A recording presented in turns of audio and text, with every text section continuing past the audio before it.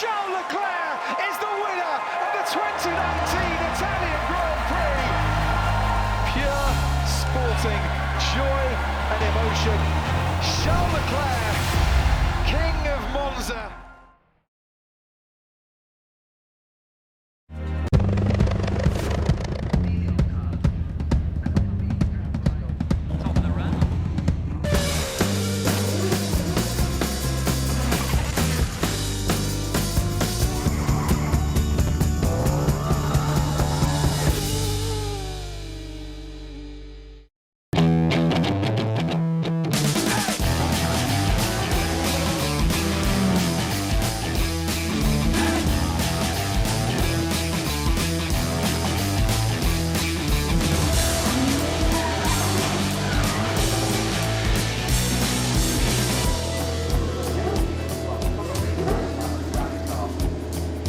Hello and welcome to Goodwood, Festival of Speed 2021, a stunning celebration of all things motorsport. And quite possibly, Johnny, the perfect precursor for Silverstone. It's such a great warm-up for the British Grand Prix. Everyone's in such great spirits. Amazing to see so many fans back here. It's a good feeling, isn't it? It is a good feeling, and it's always, to be honest, always a good feeling coming here. But I think especially to the build-up, the British Grand Prix. But it's seeing all these fans here from young to old, and that's what's lovely, because you're seeing sort of the next generation actually sort of getting into motorsport from an early age. So it's great from that perspective. But of course, build up Silverstone, another great event coming our way. It is so inclusive and accessible. I mean, if you just look around you, as you say, people of all ages, within touching distance, COVID safe of course, of the pinnacle of motorsport, but from every different era. I mean, it's an education for many young children growing up to see the cars people like you used to drive. Yes, and even that long ago. And this is part of this education. When I am meeting these youngsters, they say, yes, he won the British Grand Prix. And they go, really? They look at me and they look up and down and go, no, it can't be. And you're busy slipping their dad a fiver. Yeah. But the great thing, you're right, is when everything's back to normal, it's how close they can get to the drivers. But the drivers are willing to mix it with them at the same time.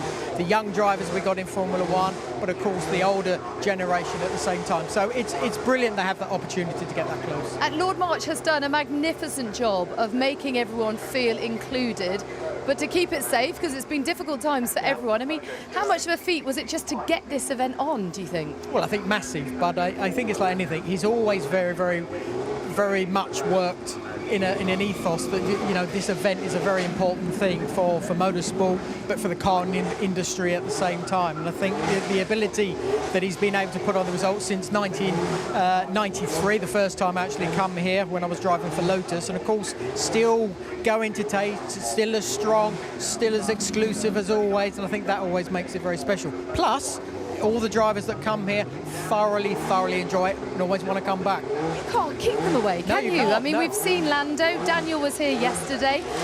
They're so desperate to get involved because they have an appreciation as well for everything that's gone before them.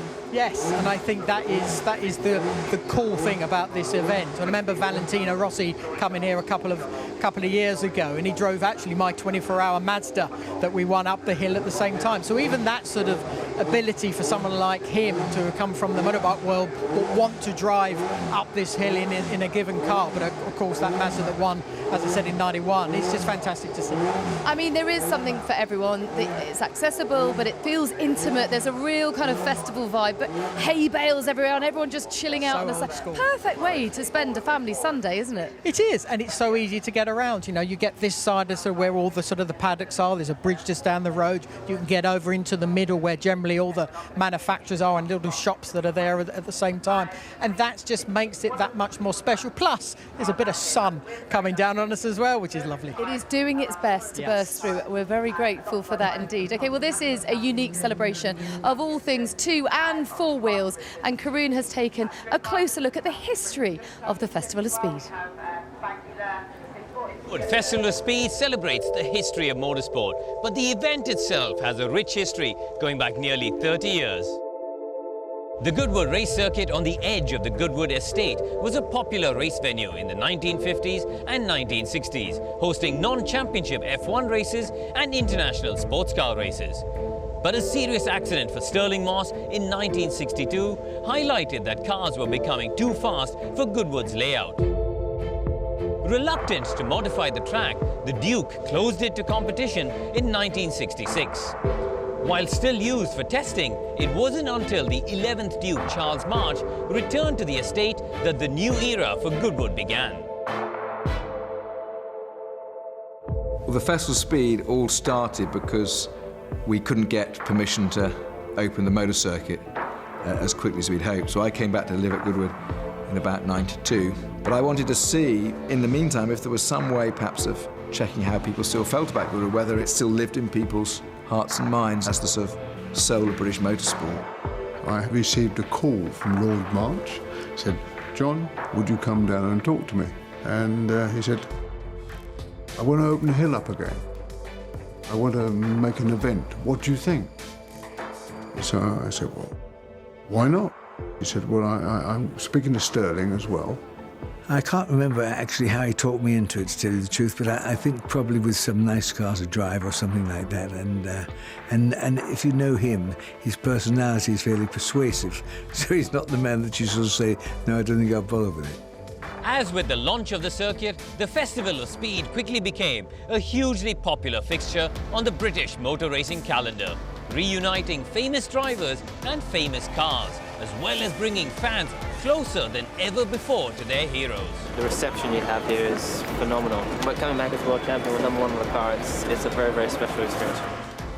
But what is unique about the festival is the breadth and diversity of cars and bikes that attend the event, spanning more than 100 years of motor racing. The event always makes an effort to mark anniversaries, such as the last festival in 2019 that marked 50 years since Sir Jackie Stewart took his first Formula One World Championship. The paddock layout allows enthusiasts to pour over the vehicles in attendance, but there's also plenty for spectators to take part in themselves. Whilst the Cartier presentation on the Goodwood lawn is considered the most prestigious concours d'élégance in the entire world.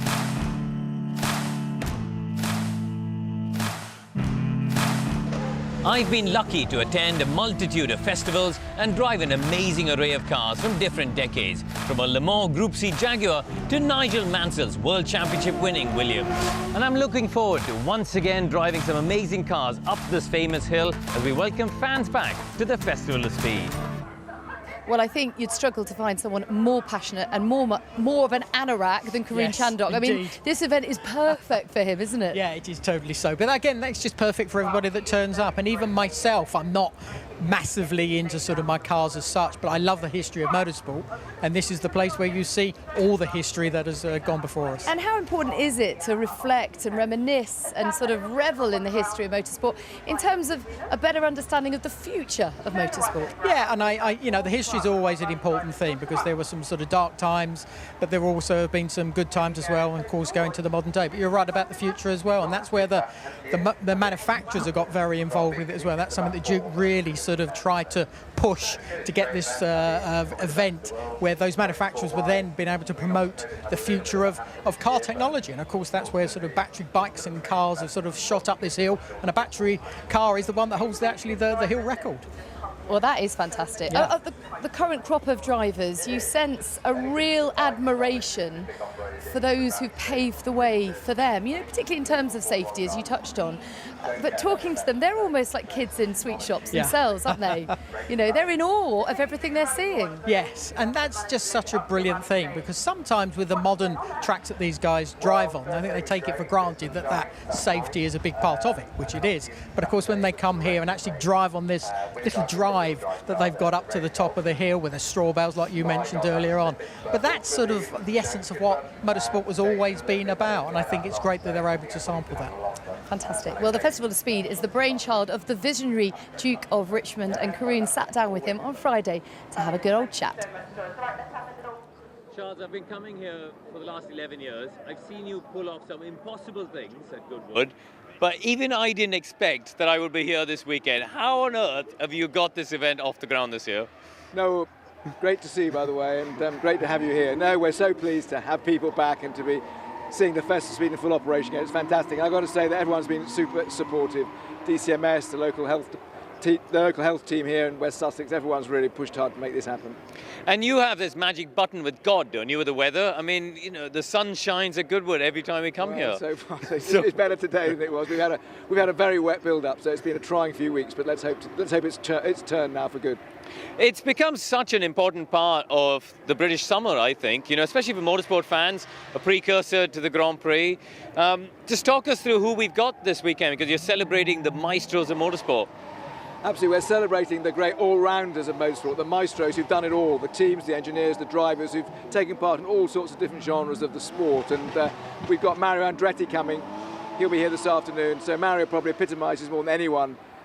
He's 80, in his 80s now, and he really illustrates that in a way that nobody else does. And we've got so many great drivers, teams here, lots of F1 teams, of course, and motorcycles and everything that celebrates the motor car in all its forms, as well, of course, the future with our electric avenue and the way things are obviously moving in the future and what we're all looking forward to seeing.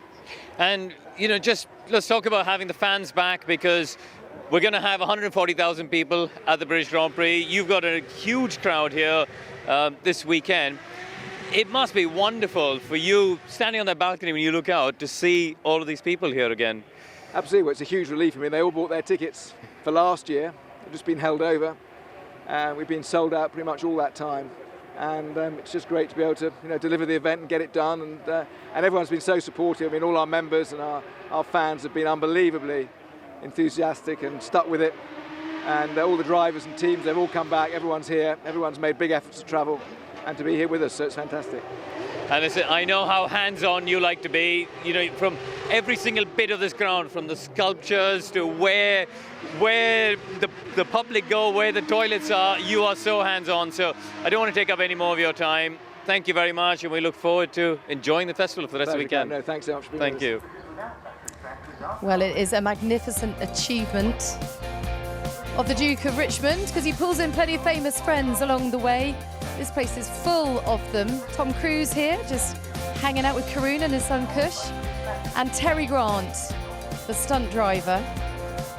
It's great to see. He is here with his stunt director, Wade Eastwood, who's been driving Keke Rosberg's Williams. Fantastic to see. Okay, on the way, another superstar of the track, Lando Norris.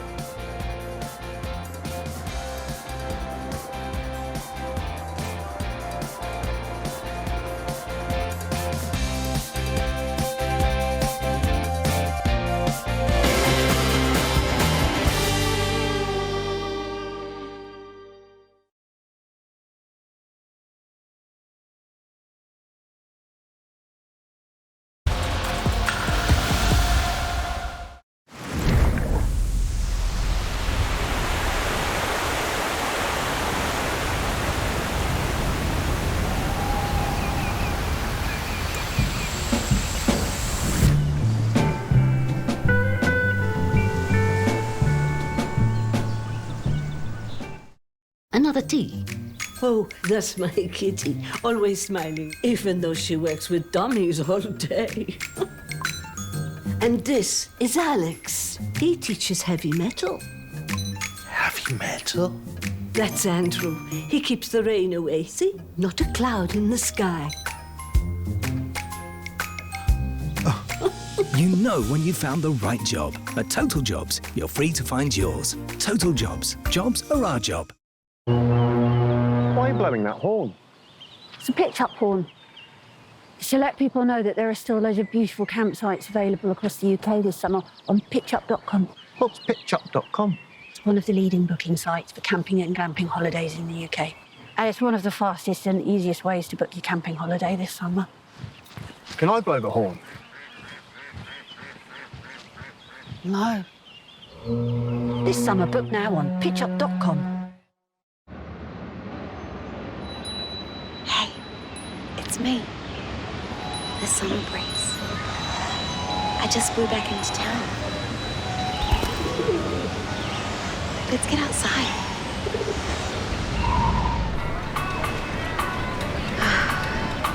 Much better.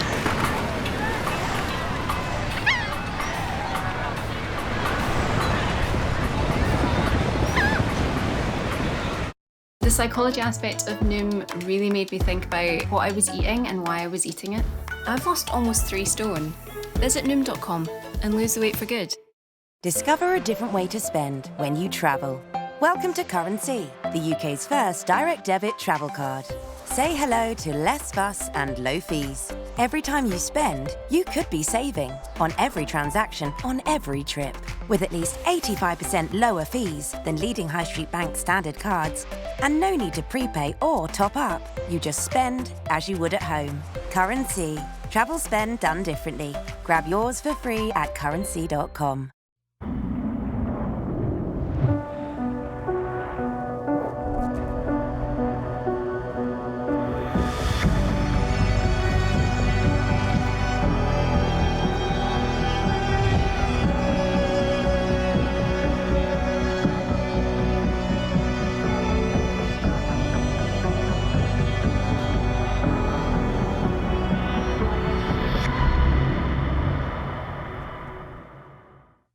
Our greatest weapon against darkness isn't our superpowers, it's our humanity. I know how to open a portal to the Mirrorverse. You gotta kick it up a notch. Our job is to protect history. You're serving alien goo. Ew. I will destroy her. Sorry, did you want to do that? Everyone out now! Can't run forever. Bring it on. Catch your favourite superheroes Tuesdays, Wednesdays and Thursdays at 8 on Sky One. Huge names, huge celebs. Can I go now? Anyone who's a bit nervous had better put their rubber knickers on for the next bit. And I won't be in bed with them afoot. Who's this guy anyway?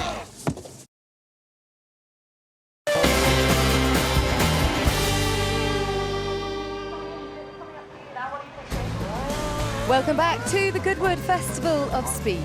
Right, let's soak up some of this unique atmosphere now with a roundup of some of the action over the last couple of days. That's with our commentary team of John Hindhoff and Alex Brundle. Thanks, Natalie. As ever, all the new manufacturers happy to be at Goodwood on the Hill. And new cars as well, with Lotus using their Lotus moment to launch the new V6 supercharged Emira. Certainly a highlight out there up on the hill. Maybe the last internal combustion engine Lotus ever. Another new one then, the McLaren Artura, the high-performance hybrid. But a change of engine architecture, a new V6 motor in the back of that rocket from Woking. Two very well-established British marques there. Here's a new one for you, Polestar, and the Polestar 1, a 2-litre supercharged and turbocharged engine, and a couple of 85 kilowatt motors as well. It has a 77-mile electric range and 600 horsepower. Also for the first time, the Drift Karner. Now, these are mentally bonkers in the very best way. This is not about speed, it's about accuracy, not that kind of accuracy, getting a little bit of a ride round the flint wall, and it's scored on style points as well as, well, just how spectacular you are. And some were more than others. Certainly were spectacular as well. Celebrating classic British artistry in the Automotive Forum. 60-year anniversary of two fantastic British brands. Firstly, Mini, with Nick Swift hurling his 1275 GT at Group C car speeds through the Flint wall. Celebrating, of course, the 60th anniversary of Mini. And, of course, in the same year, 60th anniversary of the E-Type, the E-Gal, making its way up, showing a little bit of British muscle as it laid some rubber down on the hill. Well, Johnny, it's kind of an assault of the senses, isn't it? In a glorious, wonderful way. It reminds us what the cars used to sound like. I mean, we were rudely interrupted a little earlier. Felt like my whole rib cage was shaking again. Yeah, as it should be, actually. That's how it should be. That's how it used to be, and it still is today, because we can see them sort of turn up here at Goodwood. But I think overall it's just wonderful to see those types of sort of, I don't know, muscle cars get themselves sort of spinning up, and seeing the variety that we got from those drift cars to the touring cars to the motorbikes that we got on there as well, all the way up to the modern day Formula One car. I mean, you could spend a month here and still not do everything. Yeah. Everywhere you look, there's a car to see and analyse and people to talk to and things to do. Yeah, and again, it changes every year as well. There's cars that sort of turn up that haven't been seen for many a year, and they turn up here at Goodwood, and then everybody can see them on the track. So it's wonderful that you can see all this diversity, and you can just walk up to the front of the car basically and get that close to them, and that's something you can't do obviously when you go to a modern Formula One race. So it's great that the crowd have an opportunity to do that. Now I know we're up here on the stage looking down on it all, but is there anything that really grabs you? Do you want to jump off the stage and get involved? And... The one thing I'd love to do is actually, it's gone now. There's a white Brabham with a little bit sort of Martini sponsorship, and that was the car that I saw at Brands Hatch in about 1974 that really got the hairs on the back of my neck standing up, that I wanted to drive a Formula One car, and that's actually here. Well, you know going why up they the hill moved later. it? Yeah, because you did want to drive it. Yes, exactly. You were a yeah, wrecking ball. taken away, unbelievable. Do you have any special memories that, you know, when you think of Goodwood, it takes you back to that moment? Here we go. I mean, honestly. Yeah, I know. I think it's very difficult to pick out one because we've had so many greats of motorbikes and motorsport as a whole turn up here. I don't think there's anyone who sticks out. It's brilliant that they make the effort to come here. It's great that the Duke actually flies them in from America. A lot of them get a room in the house at the same time, puts them up there. I'm sure Mario Andretti's up there for sure, something like that. And I did when I first came along as well. And that's what's lovely. They have that sort of party and dinner after, I think, Saturday night they have it. And it's great what happens in there as well. Everybody sits together, everybody's mixed up, and everybody's just talking about the good old days. For the Duke of Richmond, it's just like a massive wedding every year, isn't it? I think it's probably not far off, yes. Yeah. And it's something you can just celebrate every year, exactly. But it just seems to get better and better. And Charles, I have to say, puts a lot of effort into making this thing get better and better. It really does. OK, you will struggle to find two more passionate petrolheads, or indeed electric enthusiasts, than David Croft and Chris Evans. And the two of them caught up on Friday to chat through all the things that they love so much. Goodwood, sunshine, motor cars, and some people call this work. I'm not sure it is. I know. Festival of Speed back 2021 after a year off last year for obvious reasons. It doesn't get any better for me apart from the revival, which I like even more than I like Festival of Speed, and the members meeting in March as well. But you know, this is a much and quite rightly envied motorsports in Mecca, you know, throughout the world. It might be the best thing to come to if you like motor cars, motorsport. You know a little bit of history, you like a little bit of excitement, a little bit of smoke, the odd donut here and there, some crazy drifting. I mean, it's all here, isn't it? It's like a pick and mix of all kinds of motorsport. It's the most glorious garden party out there, and it just reminds us how much we love the combustion engine and how much we love the future as well, because it's not just about the past, it's everything that's going to come on four wheels and also in the air. Yeah, absolutely, 100% Crofty. I mean, the thing about the combustion engine, you know, and about old style fossil fuel motor cars is the fact that they will now become not necessarily museum pieces, but you know, testament to past engineering. Yeah. And I feared electric cars. You know, I was testing them, I was writing about them maybe nearly 10 years ago, and I thought, this is never, you know, this isn't going to work for us. Viscerally, this is not going to happen.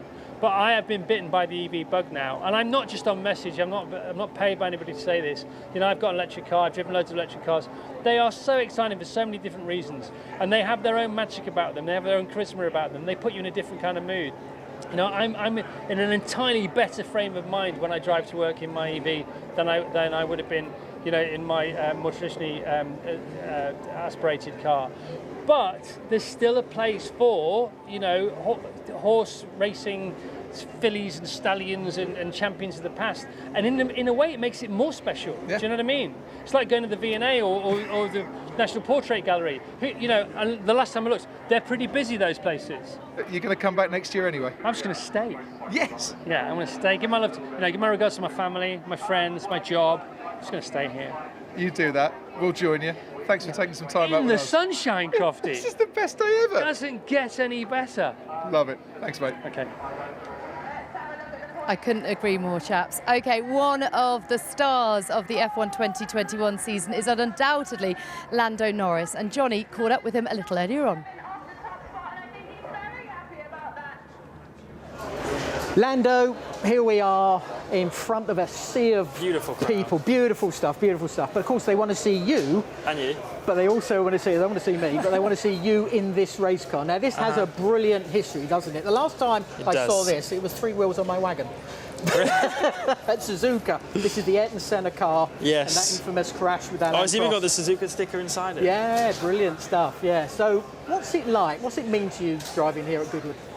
I mean, first of all, it's just a cool opportunity to drive a car like this. I drove Fittipaldi's car, and I drove the M8D, McLaren M8D. So to get like a chance to not just drive my Formula 1 car, but these cars from many years ago, feel what those drivers felt, you know, which is in a car like this from Senna is very different to nowadays with the H pattern. I'm still struggling with that, and clutch on the foot as well. Very different to what we have nowadays. Towing? I did a bit in Genetto in 2014, so I'm not a complete rookie. You know, I've got a bit of skill with it. Right. But no power steering and like feels so open as well. You know, you feel like you're in a go-kart with no halo and so much space in front of you. But it's such a cool feeling. It really is. Yeah. And what about the event itself? How many times have you been here? Third time doing something here. Probably I think 4th time actually here. So.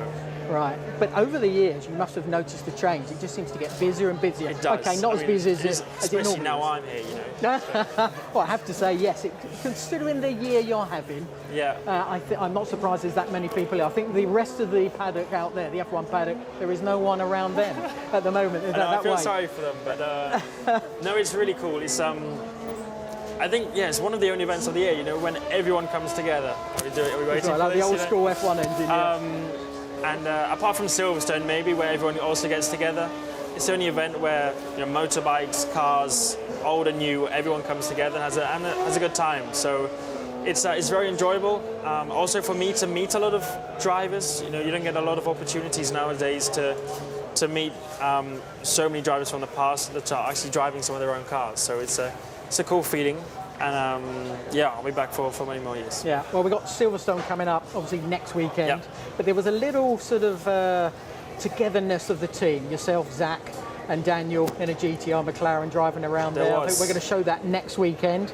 But we've also got a little tease. So do you want to take the tease away? This is my chance. Yeah. Roll the VT.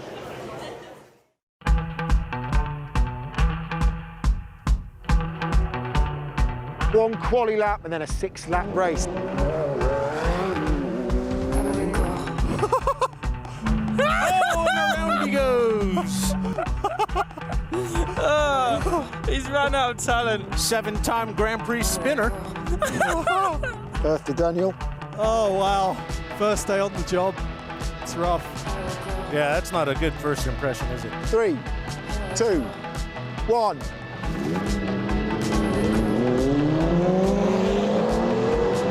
Are you full throttle, Zach? No. I think this car has you guys covered. Plus, you guys are on TV. I can't make you look bad. Where's Zach? Oh, that was mega. Up the inside of both of us. 2 more corners to go, Zach. Don't blow it. Don't blow it, Zach. You won't make this shot, jackass. Ah!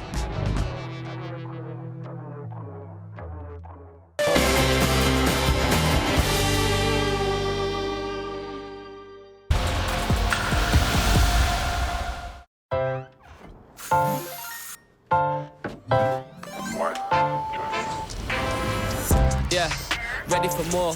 Step outside, I can feel the effect too nice, I'm ready of course. Been locked down in the crib so much, no vibes, I'm ready to tour. You ain't gotta ask about me, I'm ready for mine and you're ready for yours. Yeah, ready for more. Step outside, I can feel the effect too nice, I'm ready of course. Been locked down in the Smell crib so much, no iconic. vibes, I'm ready to tour. The new Lynx effect. Every follicle's a blessing. Just a bit off the top, please, mate. Not that bit. And that's why I take care of mine. Yeah, and probably not that bit.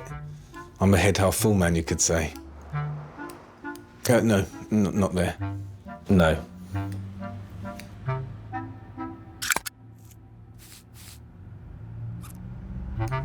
Majestic. If you've got hair, care.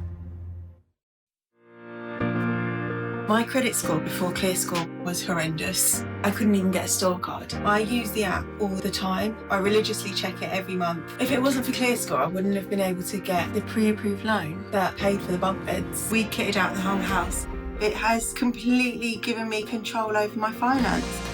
Who doesn't love something that's free? Join Mary and the 11 million people already using ClearScore. Download the free app now. ClearScore, making credit work for you. Welcome to 32 Red Spins! Check out our top Slingo games, like Who Wants to Be a Millionaire?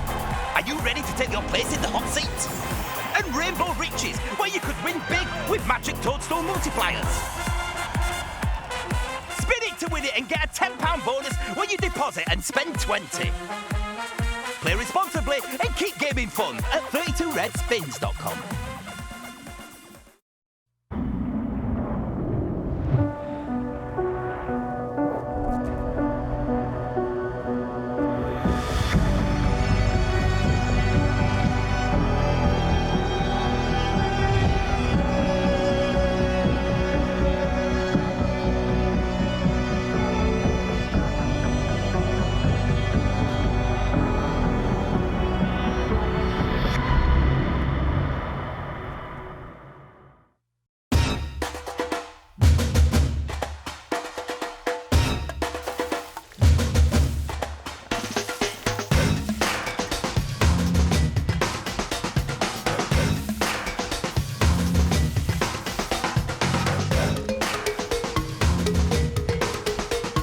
Cook delicious midweek meals in just 20 minutes with Simply Cook.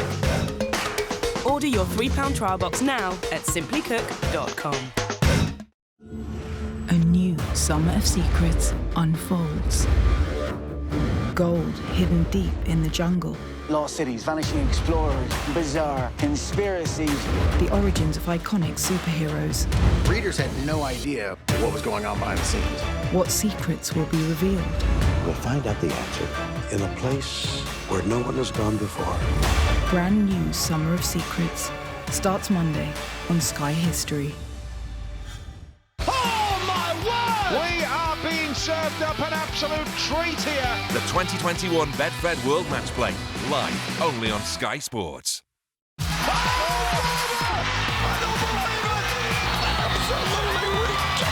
The drama of the finals, live on Sky Sports.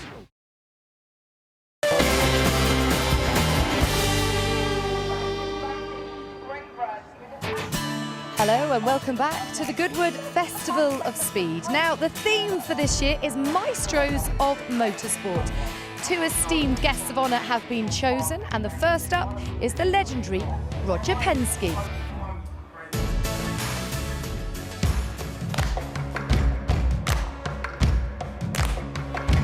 Mr. Penske, welcome to the Festival of Speed. I can't believe this is your first time here. Well, I can tell you, I've missed a lot, and the Duke of Richmond has asked me many times, and I've always had a conflict with our racing team in the U.S., but I can tell you this has been amazing. What a fun time. My wife's with me, and we have a bunch of our cars here that have competed around the world, so it's just a perfect time. As you said, there's a whole range of cars here. We went, had a look at it. I spent ages, in fact, looking at them yesterday. Here in the UK, we haven't really seen your cars on track as often as perhaps in other places. So it must be proud for you to see such a lineup here. Well, I would say when we were invited, they said we could bring a group of our cars. We went all the way back to John Watson, a Formula One car, all the way up to a Pontiac that I drove in NASCAR, and then of course the 917-30 and also the Spider car. So it's really a conglomerate of great cars, and it's really a definition of the success we've had with the people behind our success. And we at Sky Sports F1 are now broadcasting the IndyCar series as well as the Indy 500. You are now in charge of the Indy 500, of course. How happy are you with the way that championship's going? Well, you can imagine in January of 2020, we bought the Speedway and the series, and our budget said we're going to have 300,000 people 3 or 4 months later, but obviously COVID came, and we didn't have the race on Memorial Day, which was the first time in many, many decades. We had 2,500 people who were basically industry people when we had it, so really disappointing. But the greatest thing I was able to say is, driver, start your engine and tell the public that we're opening up America on Memorial Day 6 weeks ago, so real thrill. It's been a long time since we've seen Penske in Formula One. Are we ever going to see you guys back on the Formula One grid?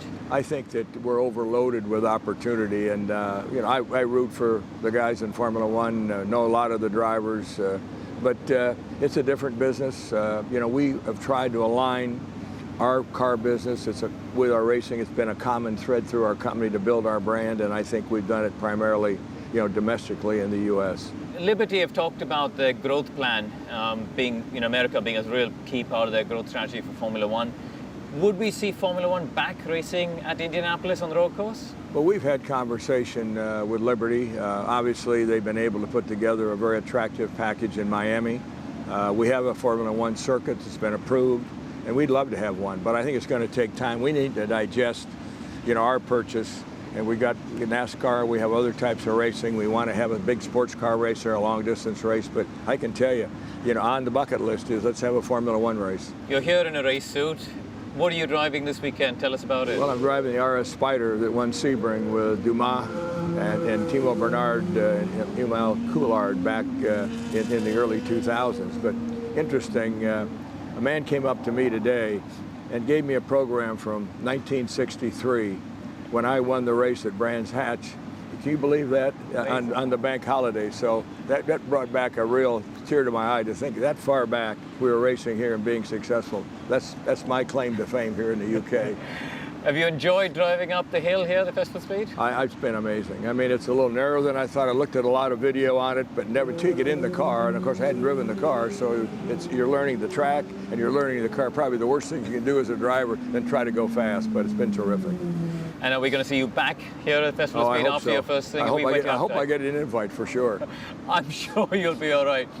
Listen, thank you very much. I know you've got to get back in the car later today, I believe. So thank you very much for taking time to chat. Well, that's great, and thanks for what you do. And we're so glad you're handling our racing over here from Indianapolis in our series. We've got some great stuff coming next year.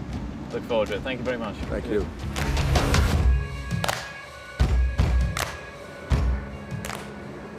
Well, 84 years young and as motivated and busy as ever. Can you quantify just how much this great man has done for motorsport? Oh, it's mega. Well, the involvement he's had over the years, from the NASCAR to the IndyCar team to everything that he's done with the sports cars at the same time, what he's done with car dealerships that he owns in the UK. I think it was on the board of Mercedes at one point. But again, it's the F1 connection, of course, we have over here in the UK. And he was part of that with the 60s, 70s with John Watson. And there was a nice story with John, because John always used to have a big beard and moustache, and he was told many times, "Why don't you take that beard off?" It looks so different. It's so different, yeah. Yes. And he basically was said, no, I'm not taking it off until I win a race. And he won the race for Penske, the only win for Penske, and the beard has come off, and that's where we see this sort of clean-shaven John Watson modern day. So again, down to the Penske name. How wonderful. Karun talks about growing Formula One. Look, there's the beard. Look at that. I mean, it's almost unrecognisable. Yes. What a legend. Karun touched on it there, the growth of Formula One in America, just how important that is for the global reach of the sport. And you'd have to say that Roger's just doing wonderful things in terms of nurturing that relationship, that transatlantic mutual respect, if you like, between the categories. He's a sort of real catalyst for that, hasn't he? Yeah, he has. He's a shrewd businessman, and because of that, the passion that he's got for motorsport, I think there is always these sort of ideas that come up, and Roger is someone you want on your side if you're trying to promote a new series, or the series you're in, the IndyCar series that we obviously show on Sky Sports F1 channel, and that is a very important part of what Roger is involved with. And of course, he talks about getting F1 back to Indianapolis as well, and it will happen, because if Roger sort of says we want it to happen, eventually he will get it back. As you say, it's all underpinned by a passion. Yeah. That's why he's so authentic. That's what really drives him, isn't it? And the fact that he wants and can jump into the RS Spider and go take it up the hill is testament to that, isn't it? It is, and it's wonderful that he's still got that sort of desire to sort of drive up a narrow hill, like he said. And it is a bit of a challenging circuit, that's for sure. But I think at the end of the day, one thing that I think is important, that Roger is always so integral in what happens in his teams. He's always on the pit wall. He's He's always involved, and that just shows that passion that's sort of flowing through his blood. You're buzzing with all this noise, aren't you? Oh yeah, and that smell of rubber. A lot of rubber burning. If it was smell-o-vision, you'd know what we were talking about, Yeah. but it's not. It's great though, isn't it? Okay, just a fortnight after jumping into the W12, Anthony Davison, the lucky thing, got the chance to drive the W10. Here he is. I was recently driving the W12 at Silverstone, and now I'm here again in Goodwood driving the W10, the dominant car from 2019 season with Lewis Hamilton behind the wheel. So I'm looking forward to driving here at Goodwood up the hill. I must have done something right because they've asked me back. So really going to give it some and see what this thing can do.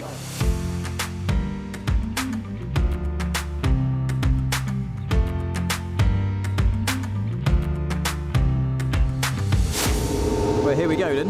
Goodwood 2021 in the W10.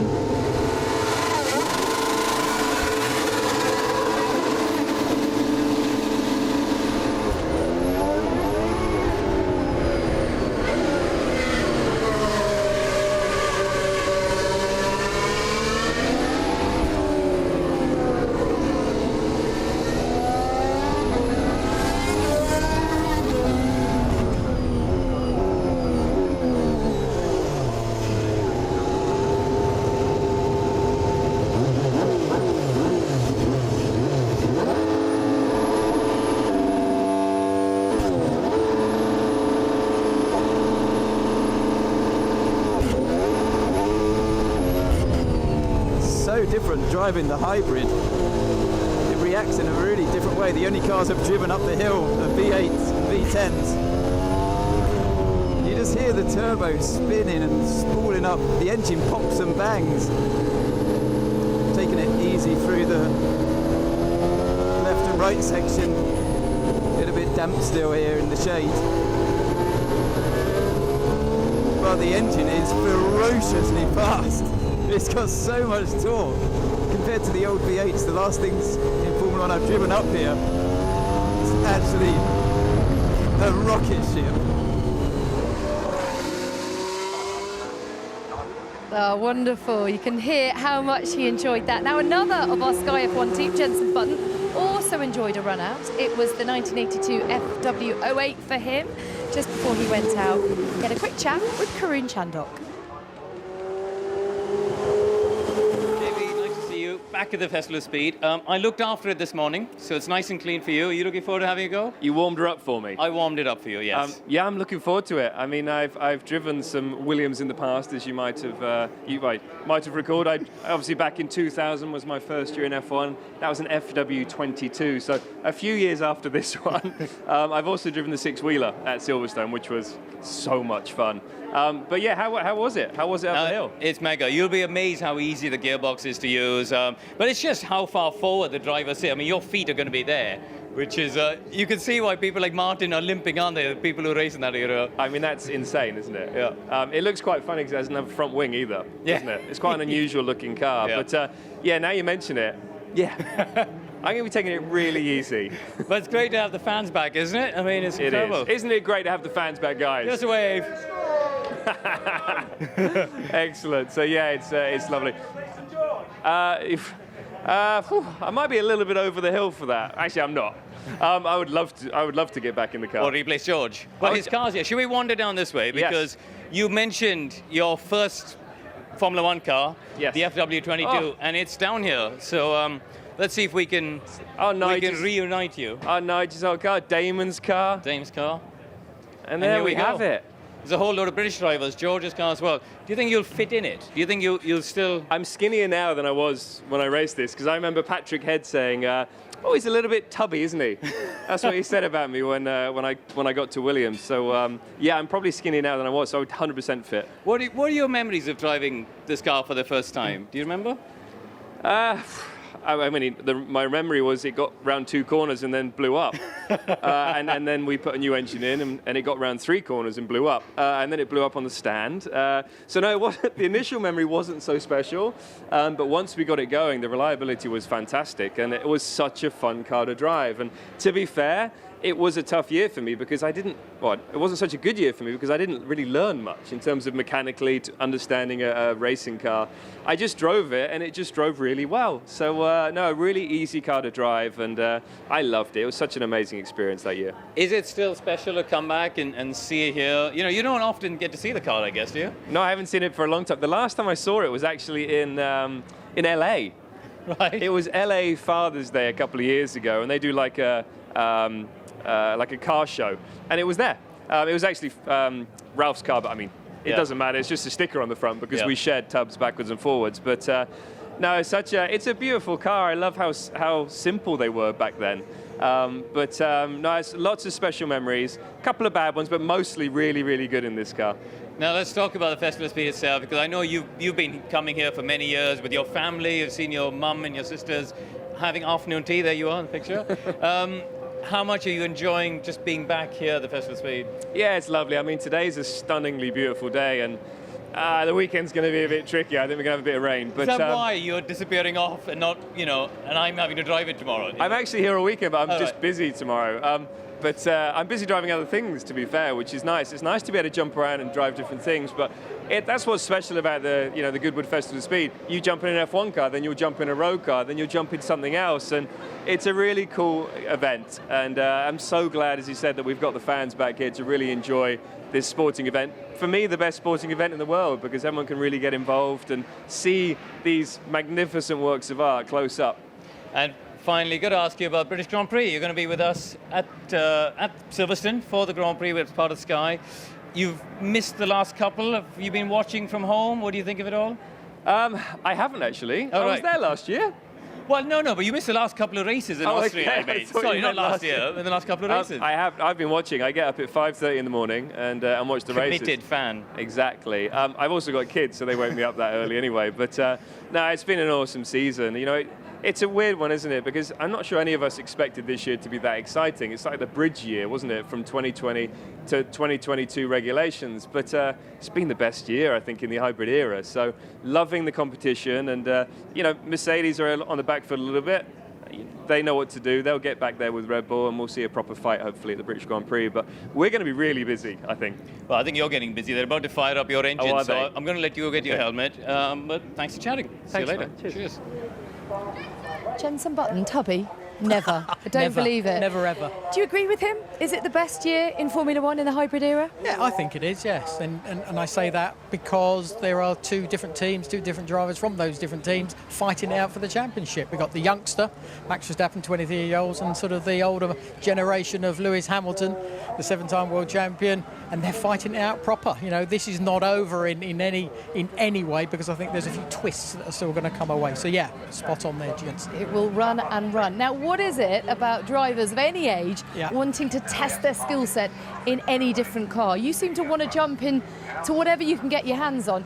This is you in 2014 driving Michael's last car from 2012. Yeah. How was that experience? Lovely. Again, with everything that Michael did in his motorsport career, and get that opportunity to give it a little bit of a thrash, or as much as I felt I could, is just brilliant. I remember doing Ayrton Senna's Donington, fantastic sort of win that he had there, driving that, actually sat in the same seat that Ayrton sat in. I couldn't actually see where I was going because he was a bit taller than me. But this with Michael, the Mercedes, the history, of course, what they've been involved with over the many decades is fantastic. So it's lovely to do that. And how much can you really open it up? I mean, it's obviously not a real racetrack, it's a hill. It's quite difficult to negotiate. Yeah, well, they don't come with sort of sticky qualifying tyres, or not when I had to go anyway. So you got a little. This is the only stretch that you can sort of give it a little bit of gunning, but it's just a bit of spinning up, just trying to make a bit of a show. Hearing that lovely engine sound that the old normally aspirated engines did, and that's all part of it. It's not the speed, it's the noise. Listen, you have never lost your need for speed. No, I know. You that's scare still there. me. I will never sit in the passenger seat with you again. Okay, coming up after the break, it's all things F1 here at the Goodwood Festival of Speed.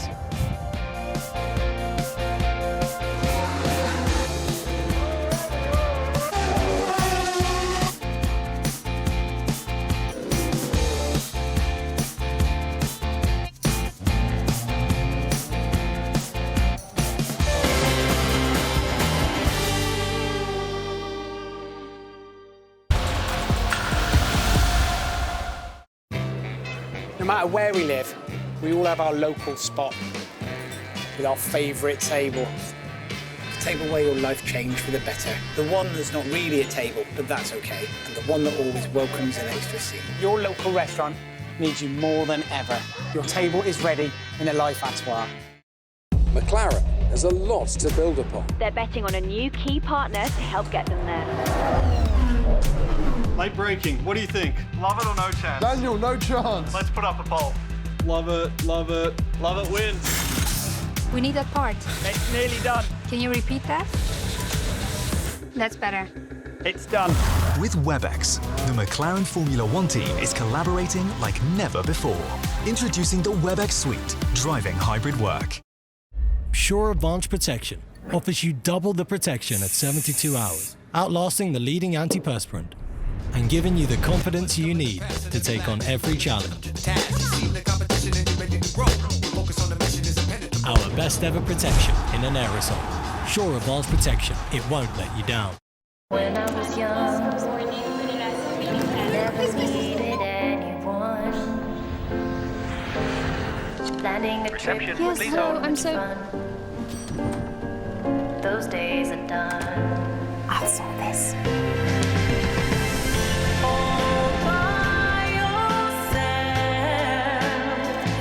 Like a great travel companion, Expedia has your back throughout your journey. It matters who you travel with. At All Protected. Equity release. We all have questions. Find out how much cash you could release with Key's free online calculator today. Key. Equity release that's right for you.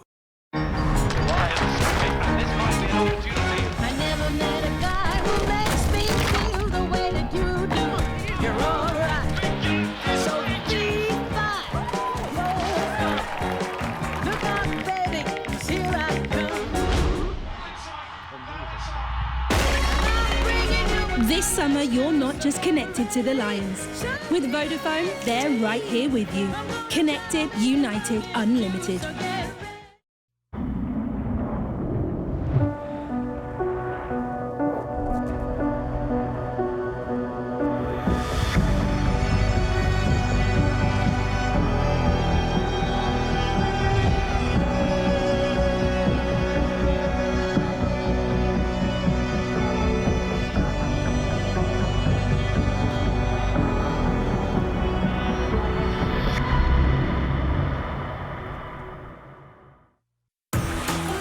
Feel your best with Nivea Men's Sensitive Shaving Gel. Smooth protection against shaving irritation from the UK's #1.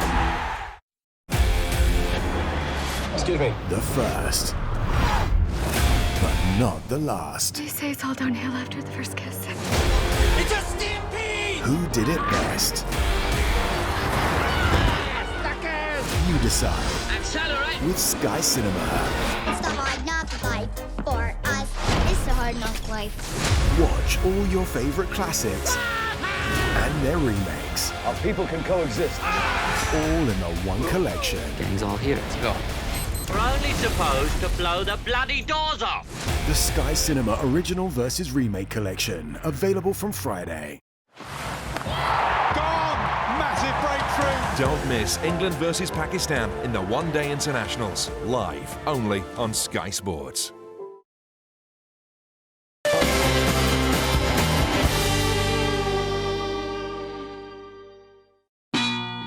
Silverstone gets ready for the British Grand Prix.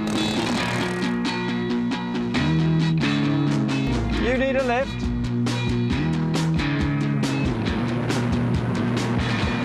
(1958) Cooper T51 has driven to victory by Sterling Moss.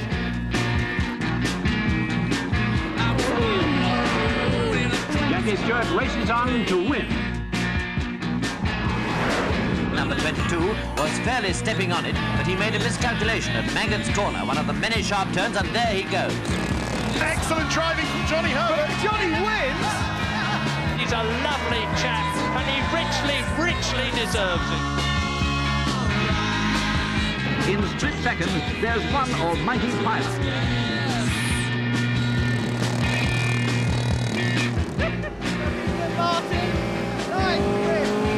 Oh, look at that. What a wonderful view.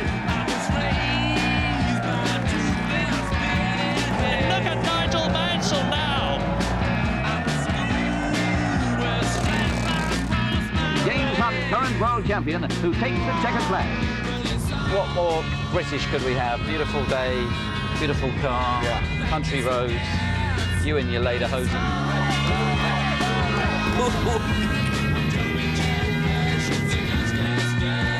He is getting a standing ovation. Lewis Hamilton, 1, 2, 3, 4, 5, 6 British Grand Prix wins. He does it.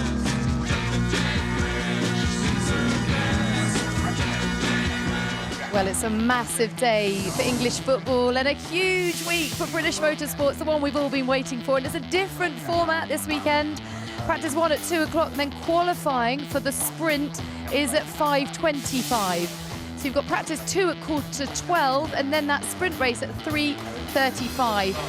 And the result of that will determine the grid for the race proper, which we're on air for at 1:30, and it lights out at 3 o'clock.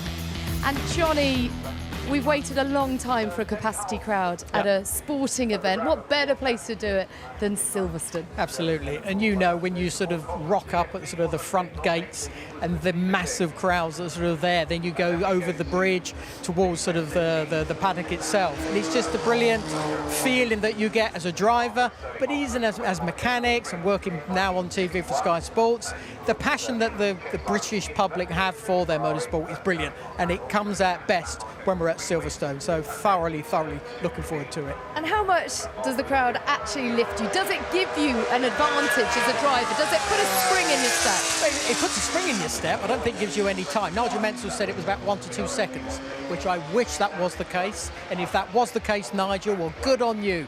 But I don't really think so. But it's a good feeling to do a good job there, because there's a lot of people that were there when we were doing Formula 3, and then they're still there when you actually get yourselves into Formula 1. So that's that passion I'm talking about. And then you've got the younger generations that are coming along at the same time. The kids that were watching me in F3 are now bringing their kids to the modern day Formula 1, and that's a very important part.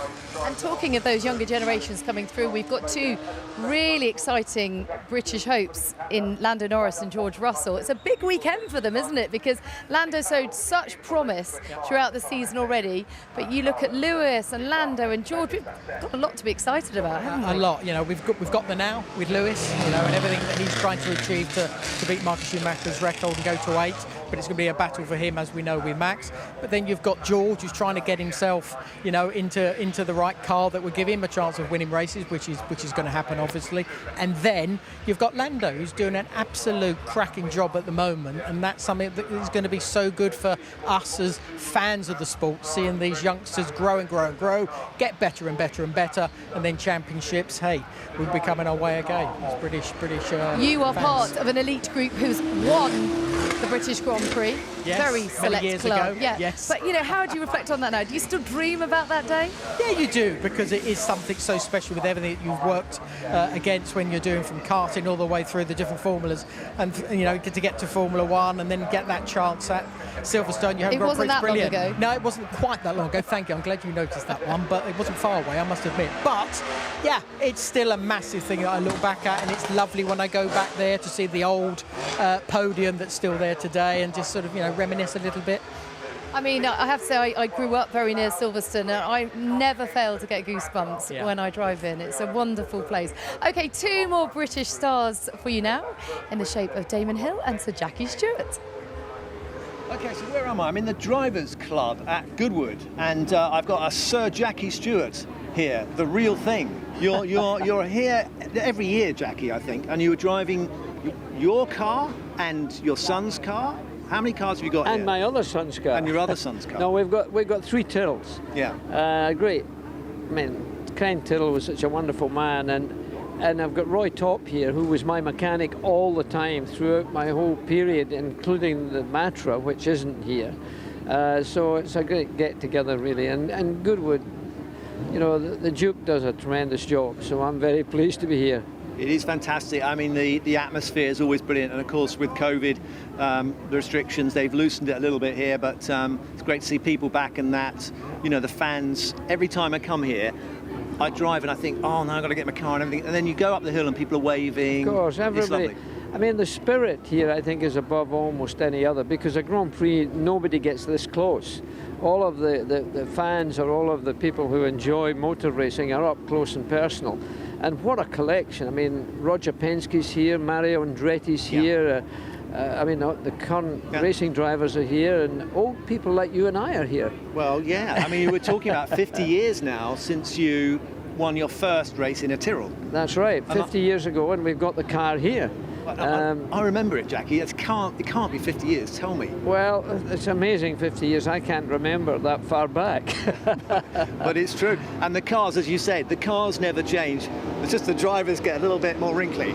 Well, I tell you what, Ken Tyrrell was a remarkable man. And you know, nowadays the honours system is applying lots of people, and he never was recognised in any way.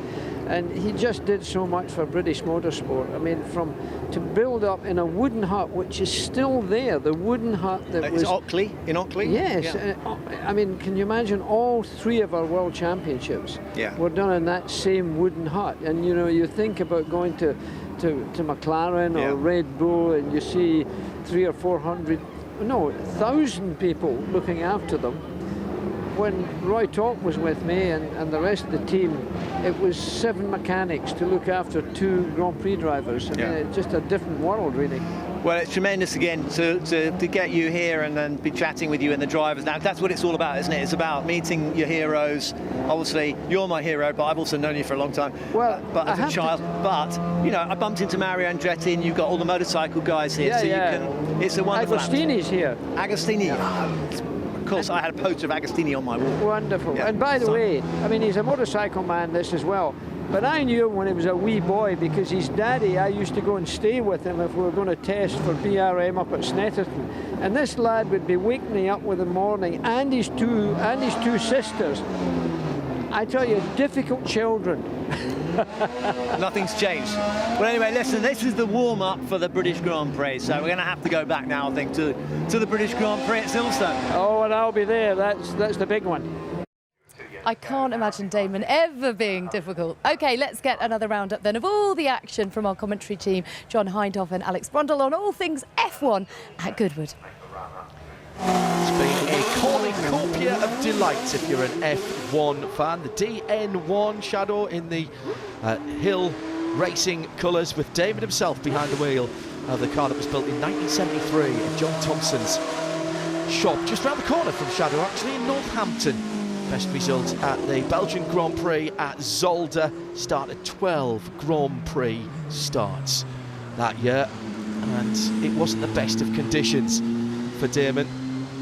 That was a difficult car to drive in period as well. 2 of Sir Jackie Stewart's car, he went up the hill in the Derek Gardner designed DFE engined 005, 7th in the 1972 Austrian Grand Prix.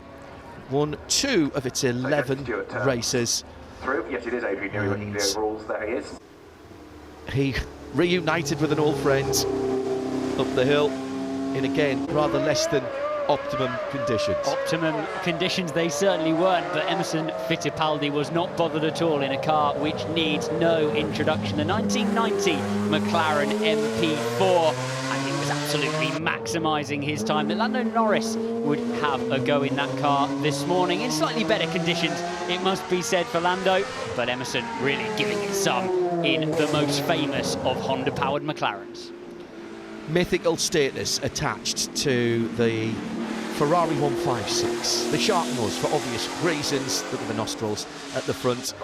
In period, they were dismantled. Jason Wright has had 2 homage built to these cars using the original blueprints. Phil Hill won the World Championship that year at Monza. Von Trips had a fatal accident, and Commendatore decided that was enough, and he didn't want to see those cars again. A little closer to present day, Alex Albon jumps behind the wheel in a trip into the world of V8 F1 with the Red Bull RB7. The car, of course, Sebastian Vettel took 2 World Championship honours in 2011. Not so much opportunity to use a blown diffuser up the Goodwood Hill, but long wheelbase tech wasn't holding Esteban Gutierrez back. top-class machinery. You can't get closer to it anywhere in the world. But will a Formula One car win the competitive shootout later on this afternoon? I can't wait to see different eras and types of car going head-to-head up Goodwood Hill. Couldn't agree more, Alex. What a wonderful celebration of the glorious history of motorsport. Now, after the break, we'll hear from our second maestro of motorsport. It's Mario Andretti.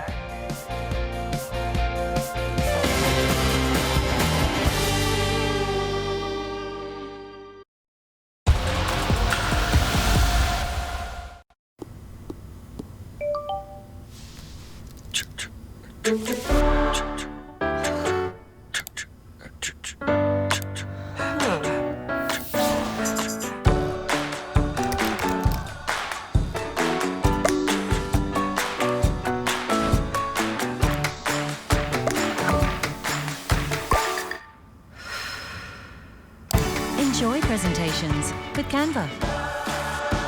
Coronavirus has touched us all, but as we slowly rebuild our lives, for thousands of families the nightmare is just unfolding. Like us, Samira is desperate to keep her loved ones safe, and it's so hard when you live in a cramped refugee camp. And what little food you have is running out. The deadly impact of coronavirus means vital supply chains are under threat. For poor communities like Samira's, food is even scarcer than before. They're facing a hunger crisis which could be even deadlier than the disease itself. But for families already struggling with poverty and conflict, this is a crisis on top of a crisis. Please text or call now and give £3 a month to Concern Worldwide. Concern is working right now in refugee camps and around the world. We were here long before coronavirus, and we'll stay put as long as families need us. But we urgently need your help to deliver our emergency food programs. Your £3 a month helps feed a baby for 4 weeks and helps make sure emergency supplies don't run out. Families like Samira's are on the brink of the biggest hunger crisis of their lifetime.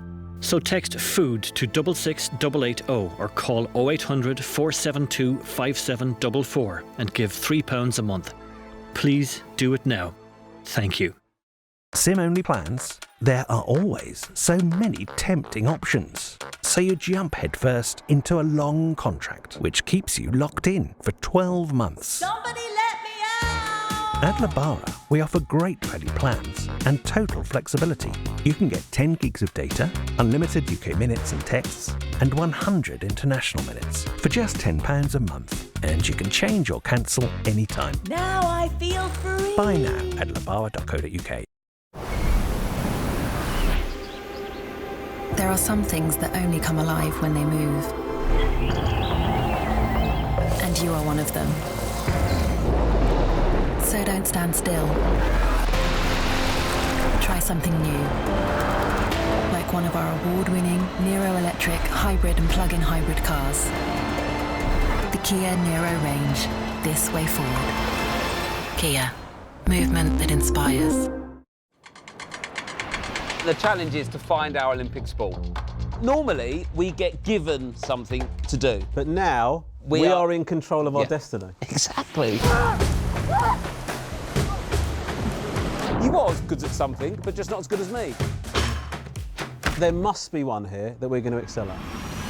Rob and Romesh join up with Britain's best athletes and go head-to-head.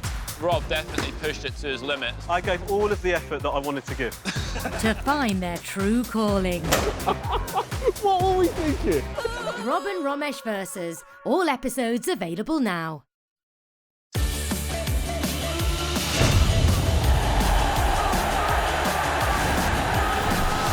The 100, live on Sky Sports.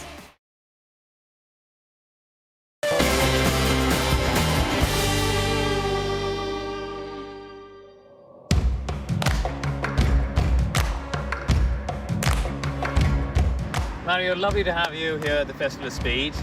First of all, what are you driving around here? Just about anything that they ask me to. There's plenty equipment out here.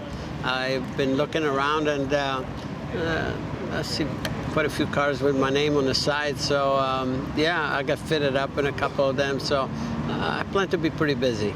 So I've seen your World Championship winning cars here, the Lotus 79. Have you been up the hill in that? Yes, that was the one but I'm half asleep because I flew all night to get here, you know, and so anyway, I was very careful.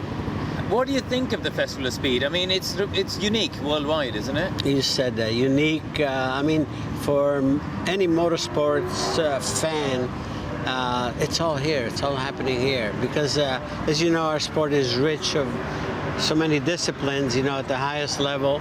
You want to see your favorite car, you come to Goodwood, for sure.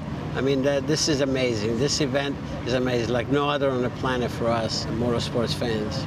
Now, I know you still follow Formula One and you watch the coverage across in the States. You listen to our commentary from Sky in the UK. I listen to you. Are you doing okay?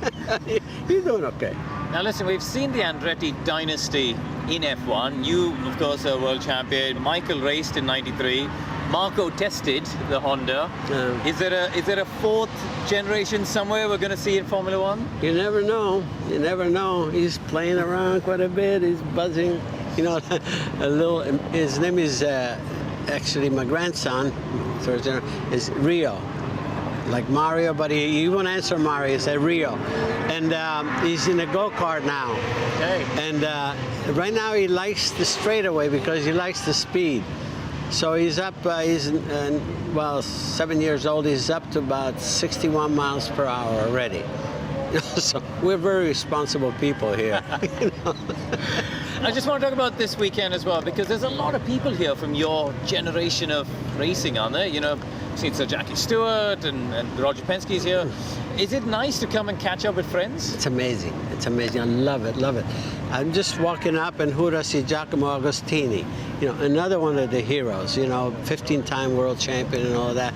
And you see, that's what you see here. And everyone, they're all enjoying this so much like I am, you know. And I said I just spent some time with Tom Christensen, you know, and people like that. So then he goes back, he tells me that he showed me a photo that he took, you know, when he was 9 years old, you know, in Sweden. You know, and here again, I figure, I thought he was as old as me. No. And finally, I've got to ask you, because we got the sad news this week about the passing of Carlos Reutemann, of course, a driver that you raced against. Can you share some memories of Carlos? Well, of course. I mean, we were teammates, and you know, unfortunately, we were struggling with the cars at that time. And you know, I was in the 80, he was in the 79, and the 80, I think it was a better car for just a short period of time, but I think there were some other issues that were not to be fixed immediately, and so we both had to give it up. But you know, that's the technical side. But as a friend, you know, one thing that I learned quickly is see the quality of the driver that Carlos Reutemann was. As fast as anyone. And he's another one like Sterling Moss, the truly uncrowned world champion. No question. Wow, amazing. Thank you very much, and enjoy your weekend. Hopefully you get some sleep, but thank you very much.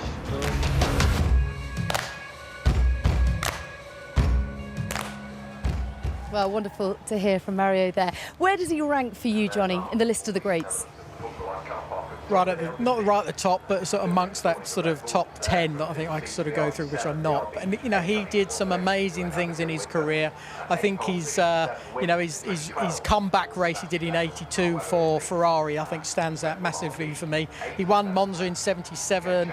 He won the World Championship in '78 for Lotus, and then sort of it was a sporadic comeback that he had. He got pole position on that comeback, finished third. I think he had a turbo issue, but I think at the end of the day, you know, what Mario was able to do in IndyCar to Formula One is just so outstanding, and the man still has the passion for it today. He does, and the stamina to pull an all-nighter and then jump in the car. Now you'll hear some cheering behind us, and that is because we've got the McLaren boys waving the England flag ahead of the football tonight. And actually, there's some great pictures here of Lando Norris. Look at the flags behind him. I know. And you know what? he's going to the game tonight. Yes, Can you believe I know it? he is, yes. Can you believe I it? think his stomach squeezed into the royal box, I think he has. Has he now? Oh, Yeah, he's I know. going places, One thing that was kid. really good, as the cars are sort of prepared to sort of go to the little paddock, all the McLaren guys, when the Ferrari came past, had their English flags out waving at them as they went by. Brilliant And I heard Lando say as well, because Marc Genet was behind him in the Ferrari, was, as long as the Italians stay behind, that's fine by me. It's great to see them just lapping it all up though, isn't it? It is, and again, it's so relaxed when they come here. So even for these guys who are running these cars, they have a wonderful time as well with the drivers that are there with them, with the crowd that sort of really does interact. They're going up the hill there, everybody's waving in the back of the van to the fans, and that's what this place is all about. Come on, England! You got it. I'm getting nervous. I hope so. Okay, very soon we'll have the hill climb, the competitive element of this event. But before that, let's soak up some more McLaren magic with Karun Chandok caught up with Daniel Ricciardo and Zach Brown. So I've wandered down to McLaren and found these guys here. Now, Zach, you've let him out in an amazing bit of kit this morning. Were you a bit nervous? Well, the good news is you can still put the wheels on, so it's in one piece. No, of course not. You know, when in all seriousness, I mean, these are very expensive treasures, so you won't let anyone out in them. But when it comes to our Grand Prix drivers and Emerson Fittipaldi and stuff like that, you know they're going to bring it back in one piece. And you, it's whet your appetite, hasn't it? I could see it, that smile. I was in the queue behind him, and I could see the smile through his helmet. It's whet your appetite for more, isn't it? Yeah, and I think, more than anything now, I'd love like a dry track to really open it up and have some fun. So, but it's cool. The first thing I wanted to do was just call Dad and just be like, I did it. I drove it. It's definitely a pinch myself moment. Do you like coming here and hanging out for the weekend? Yeah, I think like that's something that's I think the most nice to see is the fans coming back. But I mean, when I get to kind of go back in time and experience this, I definitely love it. It's something that it's a privilege to be able to do it. So yeah, this is the coolest thing I've taken up the hill so far. And Zach, you've got Emerson Fittipaldi, you just mentioned. He drove Senna's 91 car. They were, of course, great friends. Yes. Back in the day, late 80s, early 90s. Was it special for you to have someone like Emerson, a McLaren world champion, drive that? Yeah, at the end of the day, and I think people that know me know I'm a big fan of motor racing. So I love the history of the sport, you know, the drivers, the cars. Emerson, of course, was McLaren's first world champion in '74, and he had a real closeness to Ayrton. So when we were going through who should drive what cars, we felt for Emerson to go out in a Senna car would be very cool. And Emo's a very emotional, passionate driver, so I think it meant a lot to him as well. So Dan, it's difficult here. I know we're on somebody's driveway rather than a racetrack, but are you able to get a sense of what racing was like in that era for Senna and Prost and those heroes? Scary. Scary. It has gone through my head, like, as you say, we're kind of cruising up a driveway, and I've put myself in the scenario of going like wheel to wheel at those speeds, and yeah, like, is it 130R Suzuka? Yeah. Yeah. And like these kind of corners, and yeah, I think like back in the day, obviously like you kind of don't know better, so I think it would have been all right. But now knowing what we know, to go back in time and to do it, I don't know. Zach, I've finally got to ask you, this is the first weekend, really, that we've seen fans back, haven't we? The three of us have been in the F1 bubbles. We've been pretty isolated from the rest of the world. And we got the British Grand Prix coming up, full capacity. As a team, how excited are you to have McLaren's fans back trackside? This is awesome to see everybody out here lining up to see Daniel and the cars and Emo. You know, at the end of the day, we go motor racing for the fans. You know, the whole ecosystem of Formula One is built with the fan in mind. Without great fans, you won't have countries that want to put on races. You won't have sponsors on the race cars. We wouldn't be able to afford to pay Daniel. You know, to get the fans back, that's what sport's about. So it's great. They, you know, it's a home race, and just super excited to be back here, rain or shine. And finally from you, British Grand Prix, how are you looking forward to the weekend? The team's obviously come off the back of a podium for Lando. What's your hopes heading into Silverstone? Yeah, I mean, I'm obviously pumped to see the team do well and obviously be a part of that now. But of course, I want to get on the podium. You know, I want to do that and certainly, make my contribution to the trophy cabinet. So, does he get to keep it?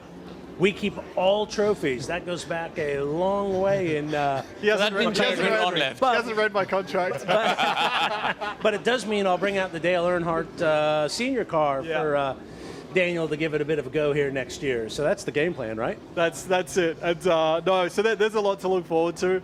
And I saw actually, I think today was like the 10th year anniversary of me. I think this day 10 years ago was my first F1 race. So and at Silverstone. So. Like Silverstone's always had a lot of memories for me, and to go back there with a British team, and it's cool. It's really cool. So I'm hanging out. Well, fantastic to see that big smile back on Daniel's face. A feel-good moment for him, no doubt, getting in that car. Probably quite important for him to press that reset button after what's been a difficult few races in Formula One. Yeah. He's talking about wanting to get that podium. How far off do you think he is from that? Again, in this game, it takes such a small thing to sort of make a big difference when he's in the car. He had a good race in Austria. That will be sort of very important for him. We discussed it, I think, when we were out there. But it is very important to have a result like that because you know the car's good because you can see what Lando's doing. So you know it's there. It's just being able to sort of apply it when it's needed. But he's going to a track he loves and adores, as he said there. And I think that's going to hopefully be that nucleus to sort of make things get better. If it gets better, it gets better for him, but more importantly, it gets better for McLaren as well. Two drivers doing well. Well, you do feel that the team are really pulling together around him, giving him all the support he needs. I mean, they certainly still believe in him, don't they? Yeah, well, you'd be stupid if you didn't believe in him just because of what he's done beforehand. So, there's still some improvement. Of course, he knows that, but when you apply it, it sort of, as I said, it will click together very quickly, and then he'll be on the pace.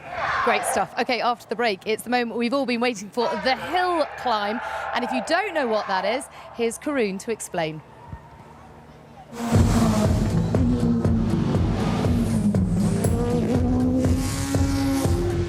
The Festival of Speed is a fun family weekend, but there's also a competitive element with the shootout. I'm going to use this Williams FWOA to show you the path up the hill that all these competitors are going to be facing soon. So here I am, rolling up to the start line at the Goodwood Festival of Speed. This is at the start line. Here we go. First gear. It's a wet, drizzly, slippery day today, so I've got to be a bit careful, especially under the trees.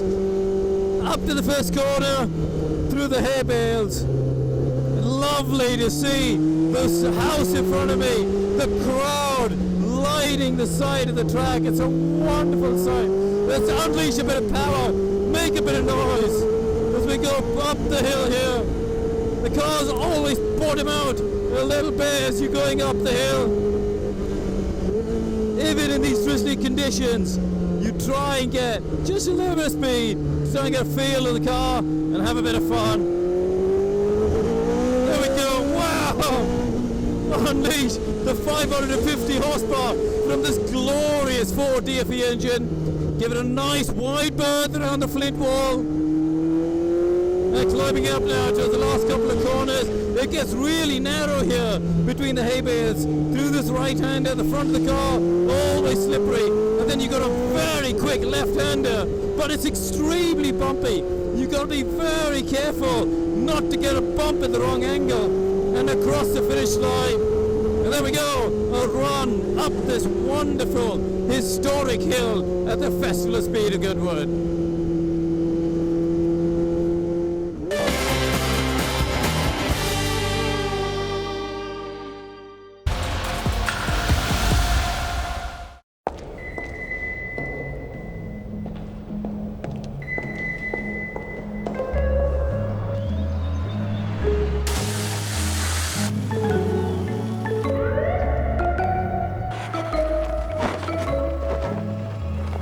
Volkswagen is helping install electric charging points at 400 Tesco stores.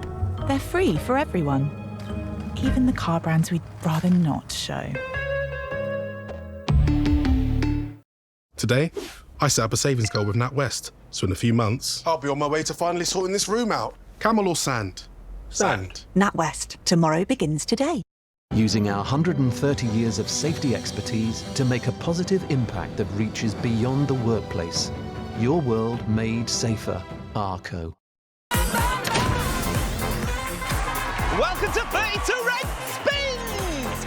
Check out our top Slingo games like Starburst. Enjoy wild respins and land purple gems for instant cash prizes. And Rainbow Riches, where you could win big with magic toadstool multipliers. Spin it to win it and get a £10 bonus when you deposit and spend 20. Play responsibly and keep gaming fun at 32redspins.com.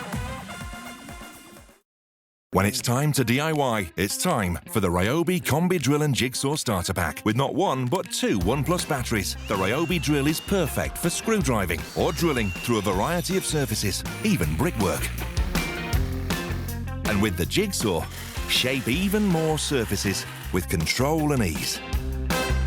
The Ryobi Combi Drill and Jigsaw Starter Pack. The reviews don't lie. Compatible with 150 tools. Comes with not one but two 1+ batteries, a charger, bag, free delivery and a 3-year warranty. Buy now for just £149.99 and save over £140 at ryobitools.co.uk or call 0333 006 9463.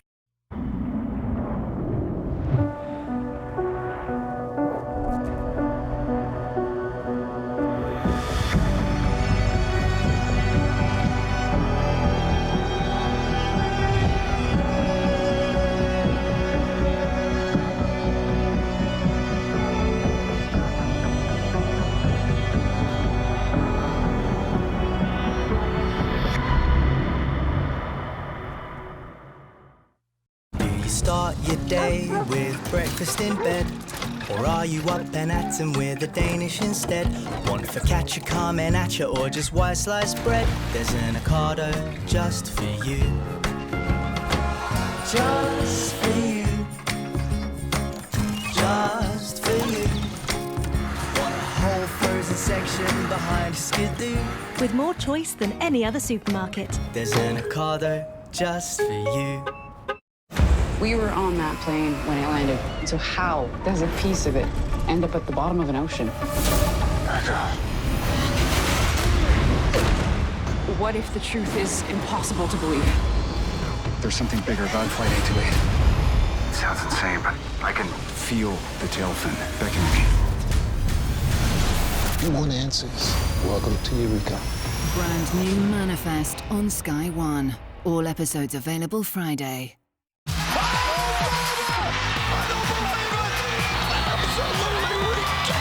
The drama of the finals, live on Sky Sports.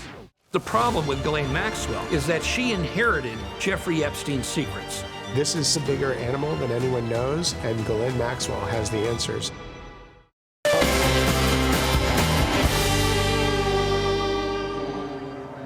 Hello and welcome back to the Goodwood Festival of Speed, where we have really enjoyed huge entertainment. I mean, what a show, Johnny, it's been.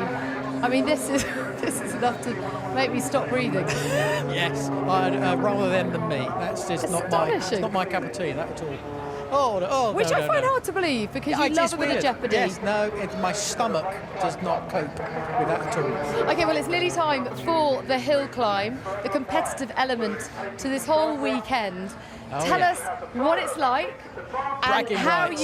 well, I was going to say, there's nothing actually at stake other than the honour and the bragging rights over your mates. Yes, and again, that's where this part of the competition is really, really interesting. The battery car was the one that went fastest last year. Nick Heidfeld still holds the record, but it is just brilliant because it's so tricky, this track. It's very difficult to explain. One of those back lanes you normally get where the trees are really close to you. If you commit a tractor coming the other way, bit of an issue. This is very, very similar. Very narrow, very tricky, not much grip, but a massive challenge. And at the end of it, I'm the quickest of the weekend.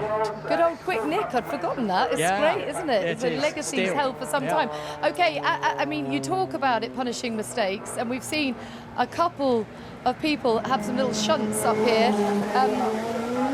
We've had two crashes so far. Martin Ovington in the Arrows A10. Yeah, and that's just generally the tyres are not warm enough, and he just spun up. Crikey. Same And then thing there. Justin Law in the Jaguar XJR 12. I mean, It's a lot of damage there, and I would say that was expensive. Well, it's not cheap. These things aren't cheap, so no, and they're very rare because obviously they're not made anymore. So you've got to sort of reapply that sort of technology all over again to put the wishbones back on the car, the bodywork and everything else. But this is what I said. This is where it's very tricky, and this is where the guys have full commitment to get everything ready. Because basically, when you leave that line towards the first right-hander, you need the tyres already up to temperature from that point on to carry all that speed through. But it's so narrow, as I said before. Make a little mistake. We talk about it in Formula 1. You make a little mistake and you lose time. Here, you lose a lot more than just your time. How do you prepare yourself mentally for the shootout? I don't know, because I never actually put myself in that position, but it's a qualifying mentality. So you are really building everything up with your team before you get in the car. You get to that line, you're then looking at the lights, and as soon as those lights go out or the flag drops, away you go, and then you are only feeling what's happening underneath, and then you apply that to the track itself. But this is a proper test for man and machine. It's a lot of pressure. Well, it's a lot of pressure to get through it without damaging it. Okay, it's time for the shootout with our commentary team of John Heidhoff and Alex Brundle. You two are having far too much fun there, overlooking the Park Straight in the early part of the hill climb. Alex Brundle alongside me, John Heidhoff, and we're just waiting for the last group of cars heading down towards the starting area. So they will turn around there, and already I can see our first competitor lined up, the 60 HP, 60 horsepower Mercedes. This is, you'll hear us talking about a number of different categories that the cars are in, and they're kind of competing against cars in their other category. Alex, you've driven this. It looks simple. It's far from it. It certainly doesn't look simple when you're inside the car, especially this area through Moulcombe, where we've seen so many high-profile incidents. There's the Flint wall. Looks like a dead end as you head up towards that one, and you've got to keep the car underneath you through that final difficult left-hand bend. There is the course record, Nick Heidfeld on a 41.6. And if you get the chance to YouTube, wherever you find your videos online, that record attempt from Nick, it is quite incredible to watch. This is competitive, so before anybody says anything, yes, there has been someone who's gone up the hill quicker. It was Romain Dumas in the awesome IDR all-electric Volkswagen, but the time that he set was in a practice or qualifying session and not in competition. So by the strict rules, Alex, that wasn't, he's the fastest man up the hill, but that's not the hill record. It's a bizarre twist. Absolutely. They brought the IDR here in its full Nürburgring record setting specification. Had to dump some batteries out of it because it didn't need that much power, but they needed less weight to take the car all the way up the hill and set some tremendous laps last time we were out on Goodwood Hill. But indeed, it is still Nick Heidfeld who holds the record up the 1.1 miles and 8 corners, I count, although not all of them require your absolute full attention, but most of them do. I've been coming here for a little while. You've been coming here for a little while. Normally, we get to this stage in the weekend, and we kind of have a pretty good idea of which car and driver is going to be the best. Hill climb is one of the oldest forms of competition, and this year we have a proper competition, because I reckon there's 4, possibly 5 cars that could be there or thereabouts depending on what the drivers are looking at. Small margins at the top. We've lost, unfortunately, Justin Law in that Jaguar, the XGR12D. That won't be seen, and that was definitely one of the favourites. It certainly was one of the favourites. Has won this event previously, Justin Law. Such a shame to see that Jaguar go in the wall. A carbon fibre car, of course, as well, the XJR12, and when you crash a carbon fibre classic, it can be curtains for the car if they can't bond it back together again. Let's just desperately hope that that's not the case in that instance. We have Travis Pastrana, who was fastest in qualifying in the Subaru Impreza WRX, but very, very closely challenged by Rob Bell and Harry King in 2 sets of GT3 cars. I like the idea that we've got a sort of old versus new here as well, Alex, because there are some classic touring cars, there are some new touring cars. And that incident for Justin Law. And he was just coming through the exit of the Flint wall. The engine very high and heavy. A big V12 engine in the Jaguar XJR12. Just got away from him. A little bit damp down there as well. Carne's seat, named after the old family retainer. And that was an old family retainer back through the years from the Duchess of Portsmouth, the grandmother of the Carrick Duke. Beautiful ornamental building just to driver's left. Rumored to have been built from the remains of the parish church of Hove, just down the road. So we've already heard of a couple of cars that won't be running. We'll let you know that when we go. It is sometimes a bit of a movable feast, so bear with us. The weather is as kind as it has been this weekend. This is about perfect. 120 years span the competitors almost of this year's hill climb, but we've seen some incredible performances over the years from all different types of cars. The Silk Cut Jags always featuring very heavily. There's the IDR that we won't see again this year. Romain Dumas, so competitive and impressive. And I know this man, winner, of course, in 1994, said it was the craziest thing he'd ever done in a race car when I asked him about it a few years later. They had tyre warmers, they had qualifying slicks on that. They were still beaten by Nick Heidfeld, and I've never mentioned it to him at all. No, I bet you haven't. It's a long time for a record in motorsport to stand that Nick Heidfeld went up the hill and left nothing at all in the fast draw. That was emptied out. And Justin Law, driving Jaguars, has been a staple here. Should mention no contemporary Formula One cars in this event, and that is because it was getting silly, quite frankly, with the speed of those cars up the hill. And we have seen how aggressive drivers can be. Sebastian Loeb doing a fantastic job, of course, and hill climb specials have dominated the event here.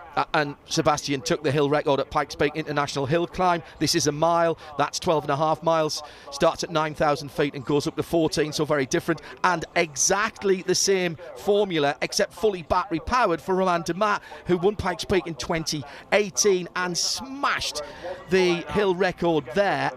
Then the car came here and he did, and it's spooky to hear the air that's moving. I was on Pikes Peak in 2018 and saw that record taken. Sadly, I wasn't here. I would have liked to have had those 2 ticks. Back here again, of course, this weekend, Romain Dumas behind the wheel of the Glickenhaus hypercar.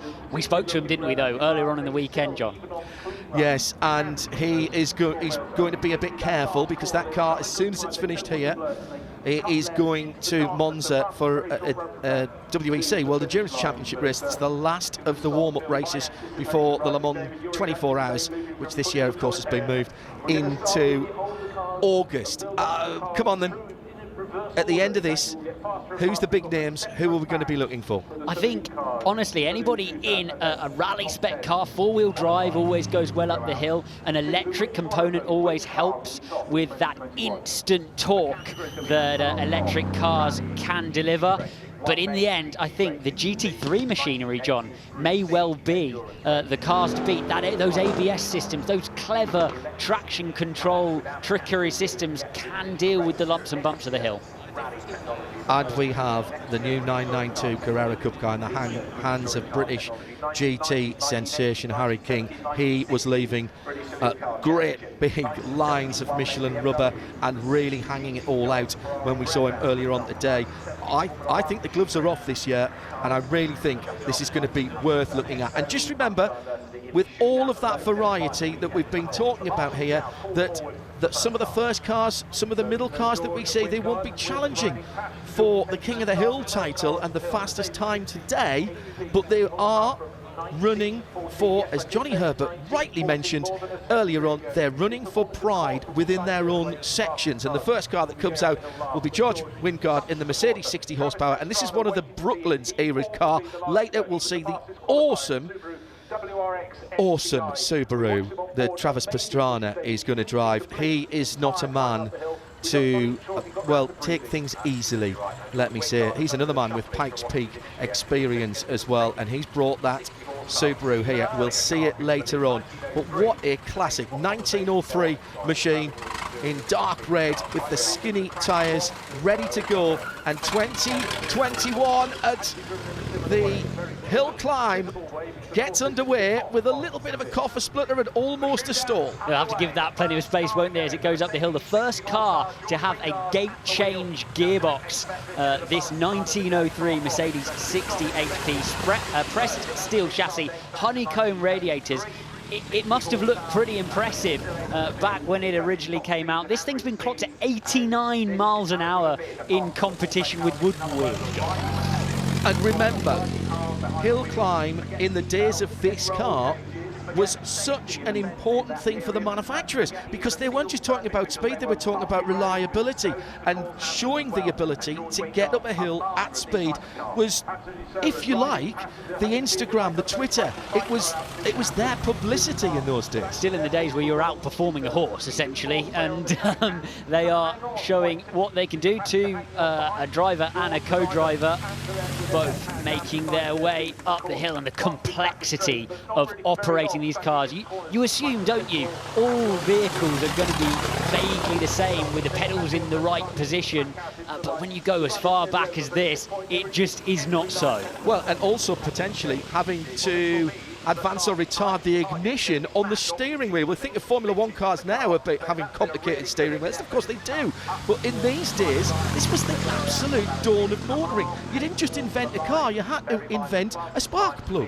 you had to invent a radiator, and all of these little control systems were in their infancy. 96.65 and 60 miles an hour at the top of the hill.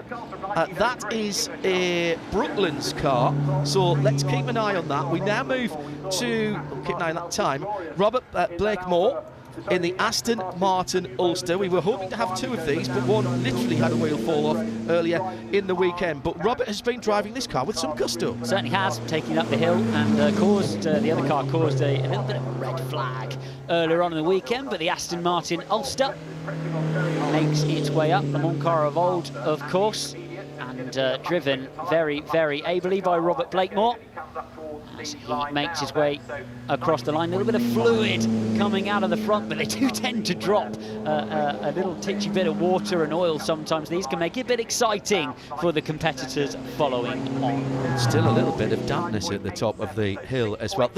I think there's an elegance about that Aston Martin Ulster. I really do. A real stalwart of the Goodwood Hill Climb meeting in the Festival of Speed up next in the Ferrari 166 Barchetta. This is Sally Mason-Starren, and she has been here every single year since it started. I interviewed her the very first one when we did the radio station here, and this car's been here a couple of times, and she's been getting quicker and quicker all the way through her runs up the hill. Car that won its class in the Mille Miglia in 1950, came 4th overall, finished 7th overall in the Targa Florio again in the same year. And Sally Mason-Starren makes her way across the line to jump to the top. She should go to the top, and does indeed. Remember, we are looking at cars of very different abilities. The Delage Becquet is next up for Alexander Boswell. You know, these cars to me just show how things are moving along. Look at how much lower down this car is from the Mercedes that we saw earlier on, and yet we're not moving so far in terms of years, and Alexander is hanging that out. Certainly is. Lots more aerodynamic shape. Look at the shroud ahead of the driver as well, just to move that air. The world's first V12 engine of 2-litre capacity inside the Delage. Alexander Boswell finds a new limit then. 13.4 seconds clear of his previous competitors in the Delage. Now to Ben Collins in the Bitson Benz. Now this is a huge engine. Oh, brilliant run through the first corner. We've moved to 1909 now in this car. When we were in these early days of motoring, the engines just got bigger. That was how you got more horsepower. 21.5 litres, John. Just a voiturette. This motor, you could, you know, if you short money in London, you might have to live in smaller capacity than that. It's, I think I have done, actually. It's 200 HP, blitz and bends, sticks aplenty on the right-hand side. And, oh, goodness me, he's hauling it through the flint wall. Go on, Ben. Through Carney's seat. This has actually been catching more people out than you might think. This run up to the top of the hill through the right-hander. The actual seat is just off to the driver's left and goes very wide towards the hairpills on driver's right, but Ben Collins goes through 69.02. That was about where we saw, and you noticed this, Alex, the fluid going down on the circuit. Now, we're just waiting for the next car. Whilst we wait for that to go, let's head to Tom Clarkson at the top of the hill.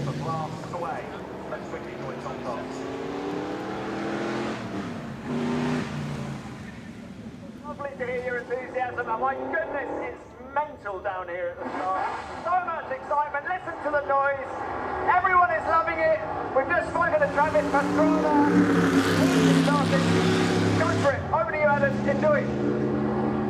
James Wood at the wheel of the next car, Tom, excuse me, was at the bottom of the hill, not at the top. James Wood on at the hill now with a Tipo B Alfa Romeo P3, and this car is another one of the Brooklands category cars, but again, look at how things are moving on. I love the pace of development in these days. You've even got little faired in rear view mirrors on the fairing. 1935, the Alfa Romeo P3, centre-line single-seat Grand Prix car created by Vittorio Giano.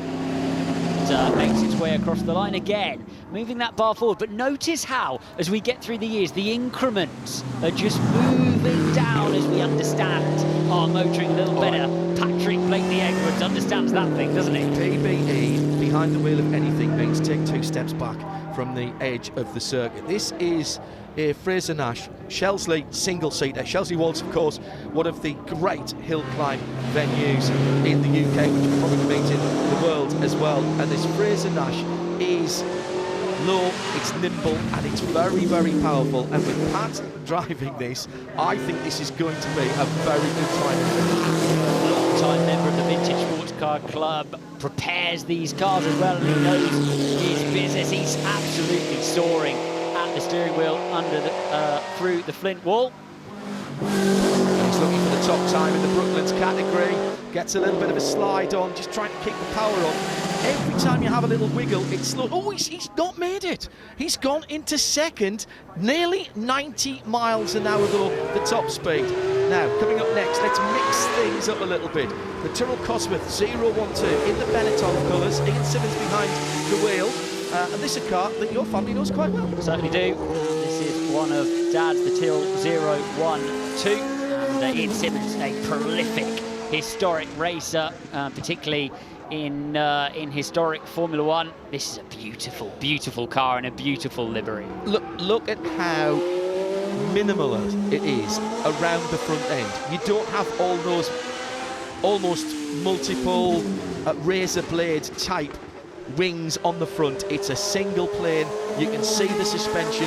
Look at the way the bodywork is shaped pretty much just around the driver, and look how much of the driver we can see. You certainly can't see a lot, and it's the real tendency of cars of that era, as well as legs in front of that axle centre line at the front. This particular chassis raced 4 times, best result of 6th in the Dutch Grand Prix. Ian Simmons jumps to the top in the Tyrrell, somewhat unsurprisingly.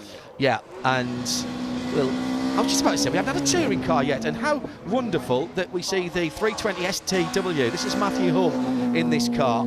This has had a few people driving it down through the years, including someone who I commentated on in the American Le Mans series, Didier de Radiguez, who was a former 250 motorcycle world champion, had a big accident on 2 wheels at Mosport, as it was then. He drove this car. This has got great history, and this is a lovely little weapon up here. Certainly is. An iconic car, winner of the 1995 Nürburgring 24 Hours, the 96 Spa 24 Hours, and that iconic BMW E shape that it's carrying with it up the hill, and the Bastos livery as well that goes so synonymously with that Belgian race.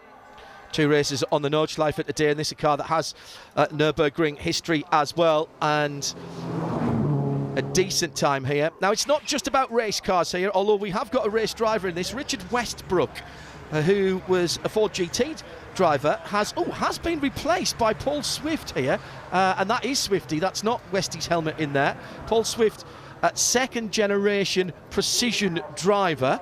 I think that's the way he likes to be described. I've worked with Paul down through the years. He is actually a very good racing driver and very, as you might expect, very exacting. This Ford Mustang is a road car, and it is the new Mach-E GT. This is Ford's all battery, so BEV, battery electric vehicle. The acceleration is phenomenal, made all the more spooky by the fact it doesn't make any noise. We've seen Instant Torque work so well on the hill. He's only a 10th down as he heads through the second sector in a road car. 3 sectors here we should mention. The first one comes up on the way down to Moulcombe, the second one through the Flint Wall, and the final, of course, as Paul Swift crosses the line in the Mustang Mach-E. Can he go to the top? No, he can't, to the tune of 0.6 of a second, but a pretty impressive run. He was competing with a Tyrrell F1 car, John. Yeah, and that's technology.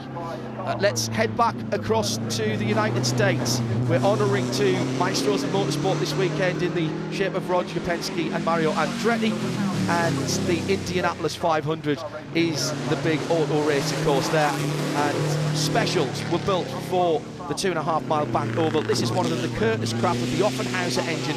Geraint Owen he's really been enjoying himself this weekend. You could not get a more different track from Indianapolis at 2.5 miles around, 500 miles to 1.1 miles here on the hill. 126.2 miles per hour average that machine did around the Indy 500. Can you imagine it? I certainly cannot.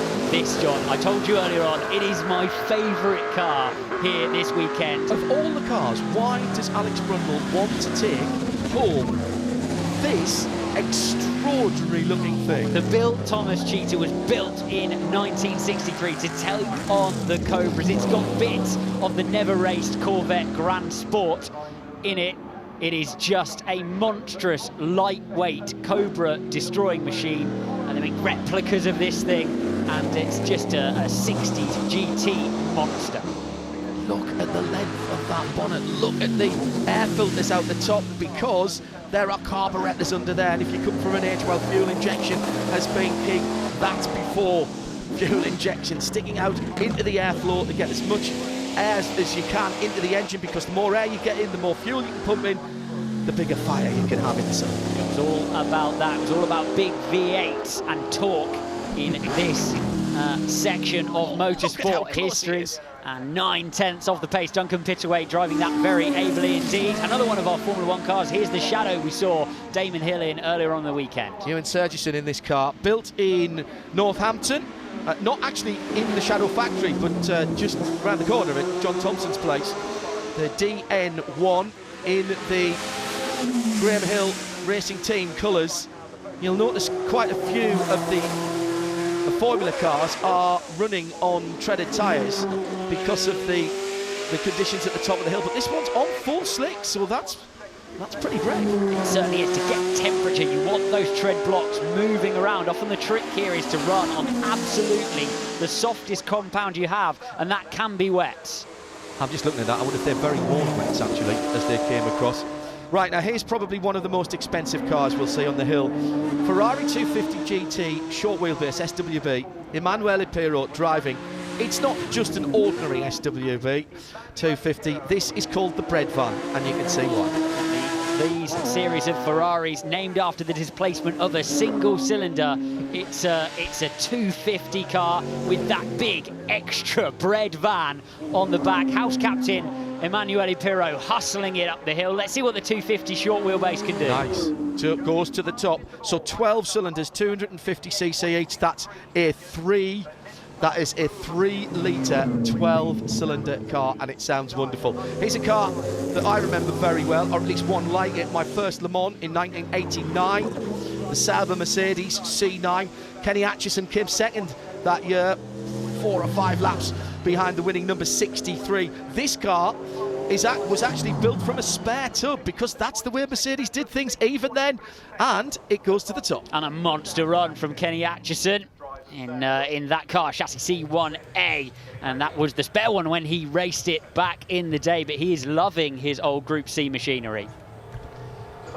Yeah, that's also raced with Mauro Baldi in the 1990 championship in the C9s. And so we split the shootout now, John, because there is a section now. We talked about these cars racing in their own groups. There's going to be a sequence of saloon cars now taking on the hill, taking on the full shootout, but racing against each other as well for the saloon shootout on it. I like that idea. This is, I think, the car that we all wished our dad was cool enough or well off enough to have, wasn't it, around this time, when they were probably driving other British Leyland items instead. 1984 Steve Soper colours on this SD1 Vitesse, the Hetterlite machine, with the Ken Clark driving it. Hetterlite, the piston manufacturer from up my neck of the woods, up in the northeast of England. One of 3 cars produced for Rally Sprint, would you believe, among other things.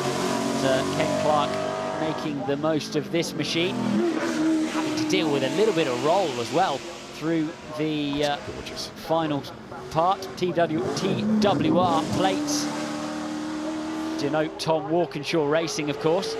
Do you know what? Doesn't that still look a fresh shape? Pininfarina designed beautiful piece of kit.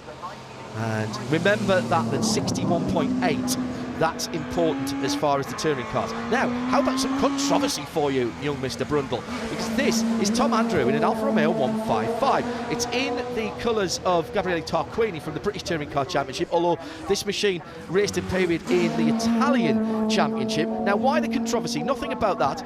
The Alfa Romeo 155, when it was released in this country, had a special edition called a Silverstone, and the Silverstone had that big rear wing in the boot. You could fit it yourself if you wanted to. That allowed the race car to have a bigger wing, and so they started the homologation specials in British touring cars. And I know that because Gary Robertshaw, who's now one of the lead engineers for United Autosports, he sold these up in Newcastle on the West Road in period. The days when, of course, you had to make enough road cars to allow you to race the production special, and raced it was in the 1994 BTCC Championship. Not this car, but one like it. Comes across the line then in the hands of Tom Andrew, and he's around 10 seconds down from the absolute best, but remains the fastest of the saloon cars. Now, we've got a couple of absolute British classics to go here, and the Mark II Jaguar, much beloved of both police and criminals in their days. And if you watch the movies of the 1960s and possibly even into the 70s, so many of these were horribly treated. And it looks like Grant Williams is going for the spectacular rather than the speed. They're still extremely active, aren't they, at the St Mary's, at the Goodwood Revival as a historic racing car. And it always amazes me how successful these big Mark II Jags are against Lotus Cortinas, against Minis, against Ford Galaxies, and all of the different cars that you get together racing later on in the year at Goodwood at the Revival. And a quite amazing piece of kit when you're sitting, I can tell you, behind the steering wheel of a classic Mini to see around you. It looks like a boat, John, when you race it. It's quite unbelievable in its size. Right, remember the time we were looking for earlier on. This is another one of the touring cars. As I say, I don't think Grant is going to get too close to that noise. Over 67, 68 seconds. That puts him third in the touring car category. So the time we're looking for in the touring car to take the best of the saloon cars is a 61.8, John, and that's being held at the moment by Ken Clark. Julian Thomas now in a RS Cosworth 500.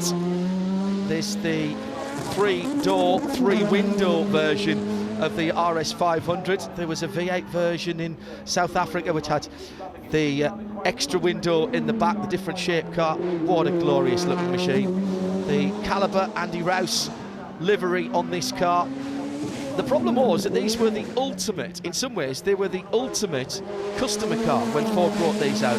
Alex, and it meant that if you had one of these, because it was a multi-class championship, any of them could win any week. So people from other championships who dominated other classes within the championship were more likely to be overall champion. Julian Thomas, the man who is responsible and owns the company V-Box, data acquisition company that work with so many customer and club races. He's been using that technology, I know, to good effect to use the 560 brake horsepower in that Ford Sierra Cosworth. Yeah, and he's just done a 54.08 to go to the top of the touring car classes. I said new and old, we're getting through this. Now, this is one of the newer cars, Super 2000 regulations. Mark Jones in the Renault Laguna, and I'm sorry, but I have to be picky here because I was part of the British touring cars at this time. Those wheels should be yellow, Mark. Yellow, yellow, yellow. I'll zip my anorak up now. That's been bothering you all weekend. It has.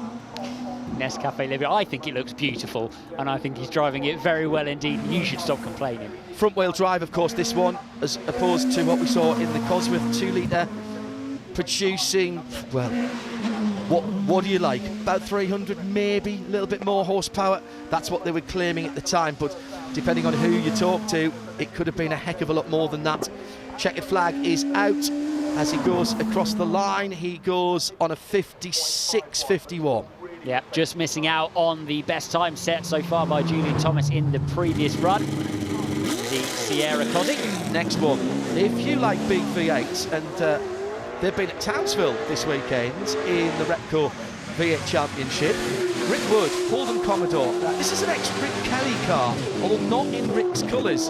It's actually been put back into the Holden Racing Team colours, and Rick likes this car. It makes a great noise. Not sure it's quite suited for hill climb, but nobody's told Rick. They are monsters, these, and there's been so much crossover over the years between V8 supercars and NASCAR, and for good reasons. Anyone you talk to who's driven one of these cars tells you that they are just animals to get behind the steering wheel of. I think this is the most beautiful period of these cars. This is the 2011 Holden Commodore. Yeah. My colleague Richard Crailsey will be salivating over that as it goes across the line. Plenty of interest in the timing screen. That'll be 53.1, and he will go then to the top of the saloon car table. Now, I said some classic British metal. We've had the big Jag. How about the little Mini in the Longmans colours? This is the Patrick Motorsport car. Now, this is interesting.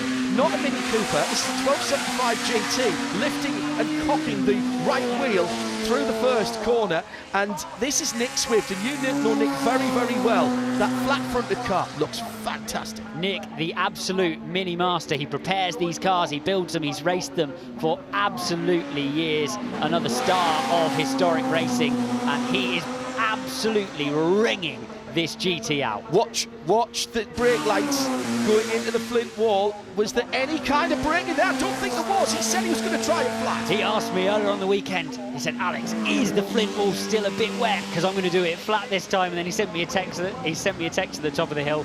Sorry, mate, I wushed out. But that looked like it was flat out to me for Nick Swift. He's been outperforming that little engine all weekend. Just brilliant. And that, now, is that the quickest of the touring cars? 93 miles an hour is extraordinary. He's beaten some bigger engine machines, but he doesn't go to the top of the touring car group. He'll do well to take on that big V8 Holden Commodore, but certainly a very impressive performance. This is the 2019 Chevrolet Camaro. It's the more contemporary NASCAR, wheeled by Jack Tetley, and it's been wheeled exceptionally proficiently all weekend.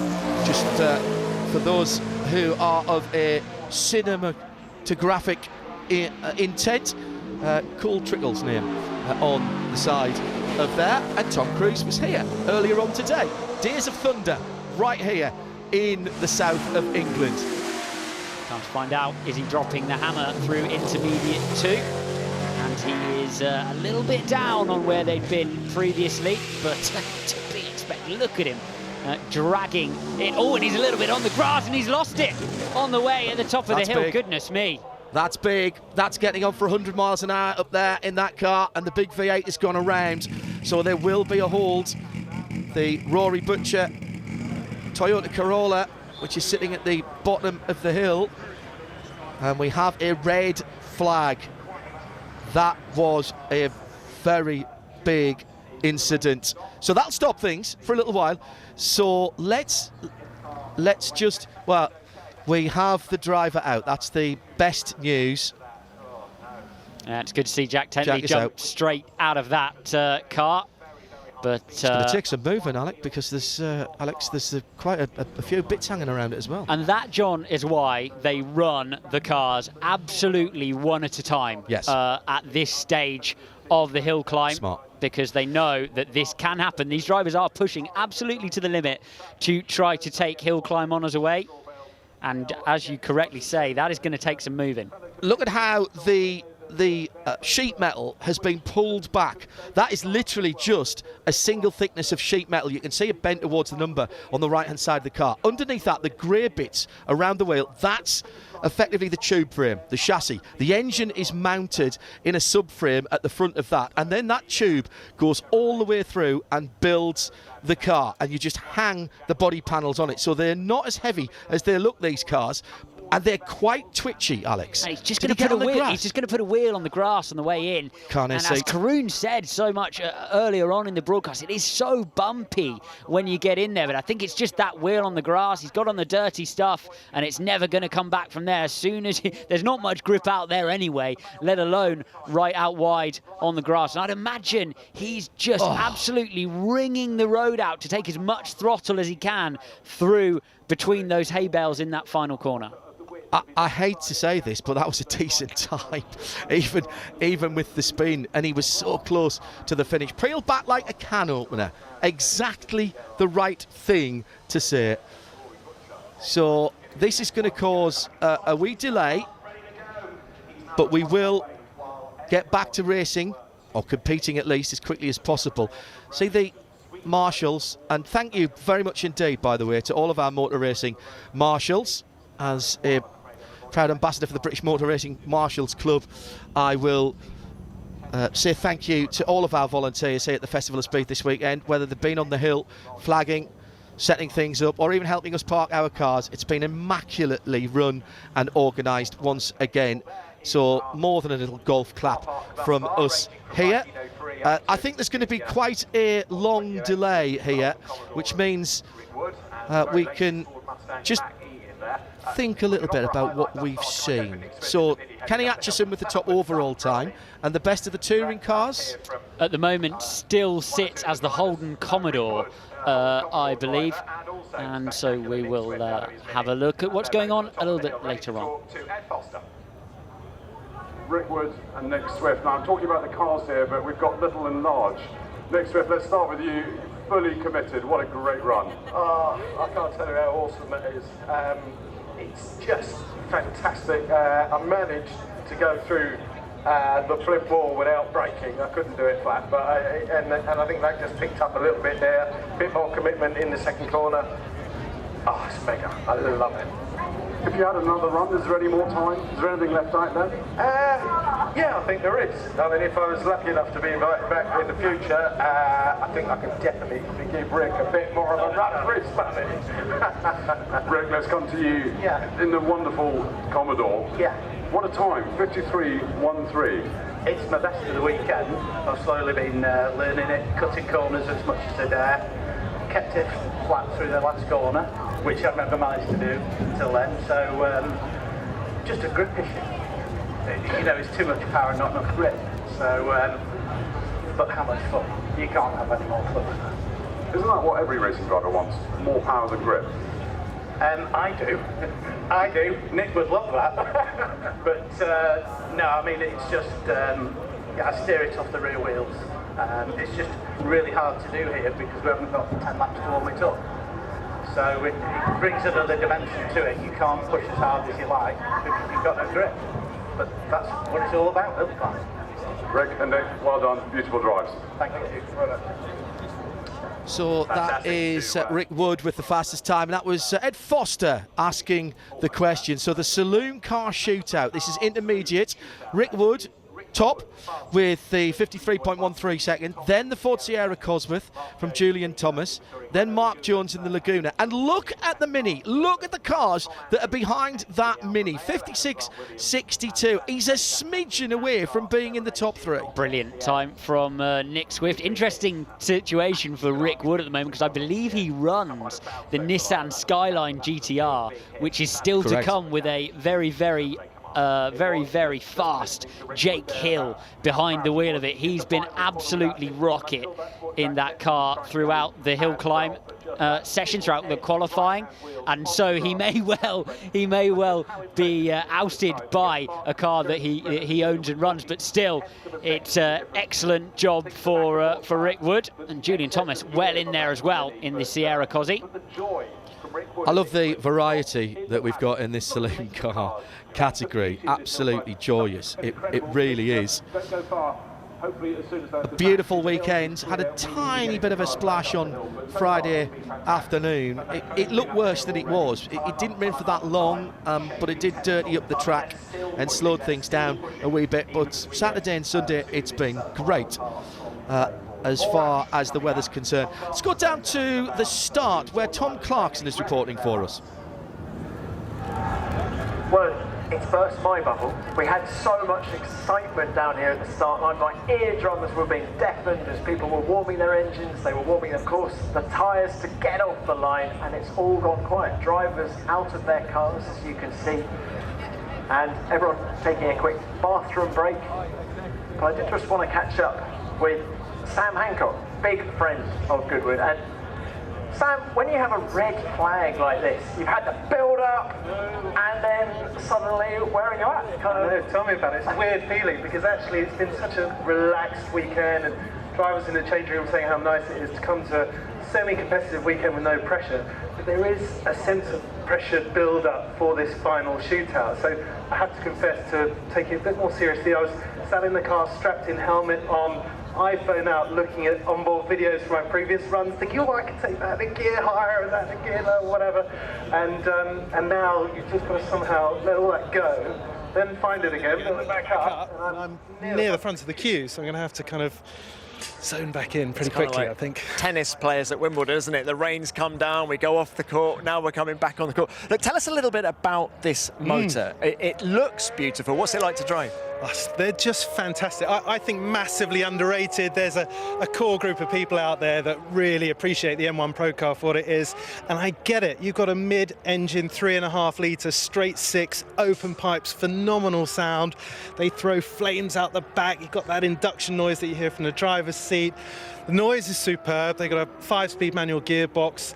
Quite wide track, quite long wheelbase, so plenty of grip. Wide slick tyres, although we're on wets today just to get a bit of traction, because we haven't got time to warm anything up. But it's just it's as analog and raw and exciting and sort of almost emotional, actually. I've been lucky to race a couple of these, and they're fabulous. It's a big car to go up this hill as well, right?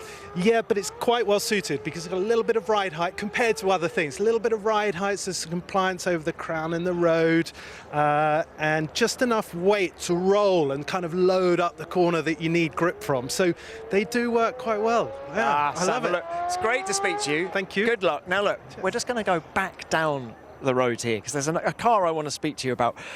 Yes, we've got the front runners. We've got Travis Pastrana, obviously. Rob Bell in the McLaren 720S. Love that car. And Harry King, the future of endurance racing, I feel. But this car here, Ian, come in. Now this is the Fiesta Pikes Peak, and it's driven by Ian Gwynn. Ian, tell me a little bit about the history of this car. It's finished on the podium at Pikes Peak, hasn't it? Yeah, it did. It finished second in 2009. It was built by Olsbergs MSC in Sweden, and it was actually commissioned by Ford USA to do Pikes Peak. Their target was actually to do a sub 10-minute run in the car, which I think it's capable of doing, but it actually suffered turbo problems at the actual event, and Marcus finished second. Marcus Gronholm. Marcus Gronholm, yeah. Exactly. Now look, what is it like up the hill here? Less than 10 minutes. I hope so. I've driven the car once before, and then obviously 3 times here. It certainly gets your attention. It's a bit of a beast of a thing. It's all mechanical. It's mechanical diffs and everything in the car. yeah, it's absolutely fantastic fun. I mean, a really big grin, big and grin. Ian, how competitive are you? We've got the red flag. How are you feeling? I did see you knit behind a tree. I don't know what you're doing. We'll keep that to ourselves. But how are you feeling? Are you nervous? No, not at all. No, pretty relaxed, pretty chilled about it. So we're all here for fun, apparently. So yeah, apparently you're all racing drivers. We as well, are. right? Yeah, exactly. Yeah, okay. Well, look, best of luck. Thank you. All quiet. This is the quiet before the storm. Yeah, it is, Tom. Thank you. Tom Clarkson down there at the start. Ian Quinn, just magnificent. That car struggled at the top of the mountain at Pikes Peak, as all of them do. Once you get over 12,000 feet, there's no foliage. Once you get to 14,000 feet, where the finish is 14,117 or something like that, 115 I think, you can barely breathe yourself, and therefore neither can the cars. In fact, some of the drivers actually have oxygen at the top of Pikes Peak. Extraordinary stuff. And before that, the M1 Pro car. How about this? Imagine this today. Formula One drivers, the weekend of a Formula One race, drawing lots for one of those cars and a one-make championship. So think the Mobil 1 Porsche Super Cup, except with all of the Formula One drivers in. That chassis there was Elio De Angelis, and we lost Carlos Reutemann. His battle with illness came to an end. What a fighter he was, both on and off the track. He drove one of those cars when he was a Formula One driver. It just wouldn't happen. Let's go down to Kenny Atchison at the top of the hill.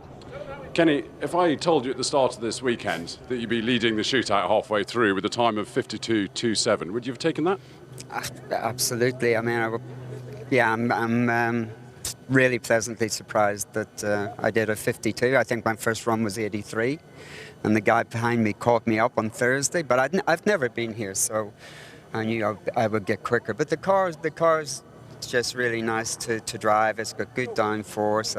I haven't raced or driven a racing car for 25 years, so it's way better than me. And I mean, Jochen won in a similar car, the shootout, I think with a 47 4 or 5 years ago. So obviously there's more in the car than what I'm able to produce. But very happy, and it's in one piece. Yeah, it's cool. The time with Mercedes, the C9, it was one of the greatest sports cars. Yeah. How is it bringing it up the hill? Well, I think it was probably made more for Le Mans without the chicanes. I mean, back in 1989, Jochen won the race. I was very fortunate, we finished second. We had a good dive till about an hour to go, and then I got stuck in fifth gear. But the car was great. I mean, there we raced Jaguars, and we were doing about 385k. So I don't know, maybe I do 120 miles an hour here. So it's, it's not made for a hill climb. Kenny, thank you very much. It's been great. Thank you. 127, Kenny Atchison at the top of the hill. Phenomenal cars at Le Mans. You really felt them in your sternum at the moment. They went by you. It was a marvellous thing. Confirming then that Kenny Atchison, still the soft-spoken accent of the Sauber Mercedes C9 driver, with just about a second in hand over Rick Wood's Holden Commodore that leads the saloon car category. Then it's Julian Thomas, Mark Jones in the Renault Laguna, the Swift by name and nature Mini. Further down, some heavy machinery down there that the Mini has put behind it. Call the Mini. Ken Clark in the Rover had a good run. Paul Swift took the first of the road cars effectively that we've seen up there, the Mach-E GT, and some of the Brooklands era's cars down at the bottom of the timing screen, but fighting among themselves there as well. Alexander Boswell and the Delage Beckwith, the best of those. Well, it's not just been about what has been happening on the hill here. Plenty of other automotive excitement to go around since Thursday, extended to a 4-day meeting this year. Jamie Squibb. So make a big cheer as they launch skyward. High five for Josh Morris there. He likes a bit of that. Here we go, down with Bay. Yeah, tweaks it out, looks at the crowd. Some ladies and gents just swooned and hit the deck over there as they got eyeballs. Jamie Squibb. Oh my! Oh, brilliant stuff. Front door. plenty of good stuff in the air as well as on the track. I don't see you doing that on motorcycles, Alex. I was actually. I'm actually in the background there. You can't see me. I've just gone. I was too fast. But it's not just about race cars here at the Goodwood Festival of Speed. So much action to take in. You just can't have all of it, can you? Over a day here, you can't see everything. No, it actually, I mean, I know why it's now 4 days here, because if you want to see everything, there are several different areas. It's not just the hill. There's the concourse, there's all the displays, there's the Sky Sports F1 Formula One paddock as well. And nice to see the two-wheel guys. By the way, we've had some phenomenal TT Grand Prix, MotoGP, and also superbikes going up the hill as well, and some very impressive machinery around for the last 3 days. And also some automotive manufacturers able to just display their wares, and it's been flat out on the rally course as well. Designed by the late Hannah Mikkola, and a variety in the rally machinery as much as we've seen on the hill. Can you believe that that is now a 10-year-old Skoda that's running around there? It still looks fresh. Looks like one of the new R2 machines. Subaru, of course. Well, they made their name in rallying, didn't they? Quirky little four-wheel drive pickup trucks, and epic battles in Group A, as it was with the Evo from Mitsubishi.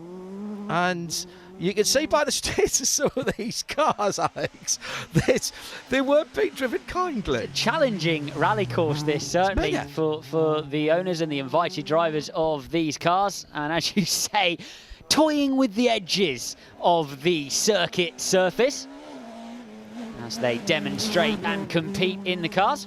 In one of the early years, I went in a Peugeot in this and did the notes, and just about kept my breakfast down, because nobody was hanging about. Again, the same sort of pride, the same sort of bragging rights going with this. Mitsubishi with the Lancer, the variety of Evos down through the years with those great battles, but also some oddities as well. Golf, Volkswagen Motorsport being involved, built the Golf WRC car, which never actually competed in the World Rally Championship, but they used the engine in the back of an LMP2 car at Le Mans. And you can't have a rally stage without a Mark 1 Escort. Certainly cannot. A little bit of two-wheel drive rally action. They've been drifting, but we've been drifting on the hill climb too, with all sorts of different action. And Driftkana for the first time at Goodwood. We've been having a look at this action, and they've been getting close and perhaps slightly too close to the barrels on occasion, and riding the flint wall with the front of those cars, John. The idea, by the way, this is not knock the barrel down. You're meant to get... We used to play kick the can when I was a young'un up in the northeast. This is not what it's about. You're supposed to get as close as you can, and you get points for that, how close you are, and the style, and how long you can keep it sideways. That is the whole point. And round the flint wall, the whole idea was that you could ride the wall and try and get the nose in towards the wall, and then into the parking spot at the end of the run at the top of the hill. It's fair to say some people did that a little better than others. So a cross between drifting and auto testing. And if you've ever started with your competition licence, quite a few people start in auto test. A lot of people never get any further because they enjoy it so much. It's a good way to get into motorsport. Certainly looks fun to me. Still better than my parking in Chichester last night, but they were and you tried to let the car do that as well. It does it itself, John, I promise. They certainly don't do that themselves, by the way. Although there's plenty of modification to these cars. Look at the amount of steering angle available to those cars. Hydraulic handbrakes as well, of course, to make the drifting action happen. BMWs were always, as a standard car, very popular for drifting because they had slightly longer steering arms. You can see some of them have even had the wheel arches modified as well. Now, all of these have got even longer than standard. The little GT86 looked a bit short, looks a bit shorter, and just a little bit wiggly, and perhaps not exactly. The Japanese started this up in the hills outside the big cities, And if you've ever been to the Fuji Motor Speedway, if you go in the back way, never go back the back way on the Friday or Saturday night, because there's unofficial drifting all the way up the hill in between the speed cameras. I promise you, it's true. So the clean-up continues at the top of the hill, and fantastic work by everybody. It's not just getting all the bits of car and the metal and everything else from that. The straw bales have to be replaced as well. Now, at the top of the hill, we can go to fantastic Le Mans driver for Audi. Here's Emanuele Pirro. Emanuele Pirro, you've just come up the hill in the beautiful bread van in a great time of 58.63. Well done. Yeah, thank you, but I'm not really in the shootout mode, because this car, it's too beautiful to be, to be driven at 100%. But I enjoyed it. For me, especially with the historic cars of the 60s, you know, the very old ones, the aim is to drive the best I can, not really the fastest I can. So happy that the lap time is okay, but didn't really think so much about the lap time. It's just a beautiful car to drive. Now, you drive it so beautifully at the Revival. It must be such a pleasure around the Goodwood Motor Circuit. Yeah, and you know, these cars, or those cars, are perfect for the Goodwood circuit. You know, not so many heavy braking zones, just long corners that you can power drift, and this is what I mean, driving well, the best you can, and not so much the fastest you can. You know, you can really produce a beautiful power slide, a millimeter close to the apex, a millimeter close to the edge of the track, and this gives you a lot of satisfaction. Emanuele, thank you so much. Let's go down to the start line and see how Tom is getting on.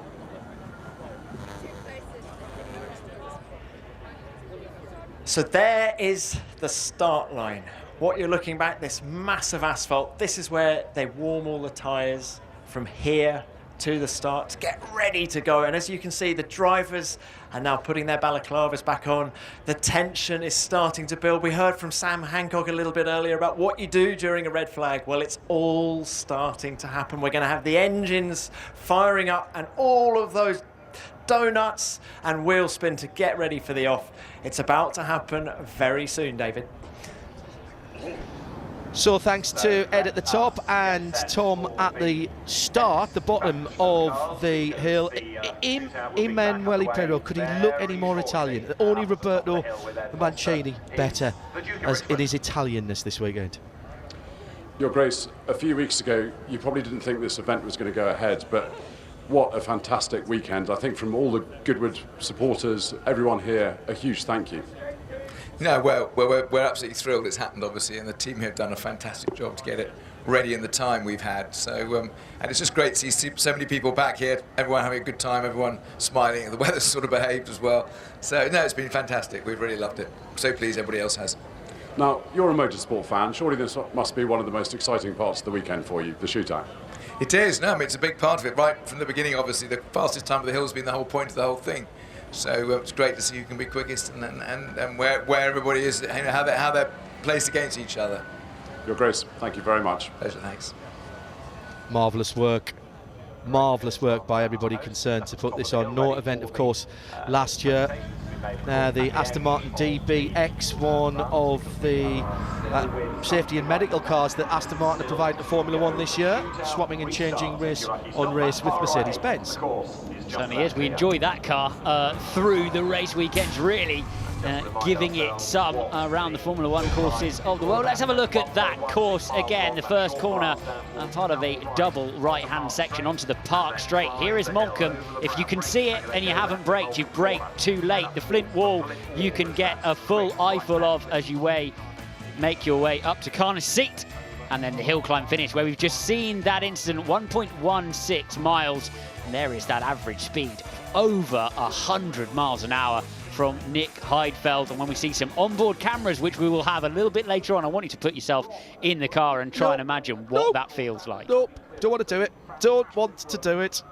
I'll put you in the car and show you what that feels like. Well, I won't, because we cannot find anything that quick we'll be able to put you alongside me in. Well, I think unfortunately,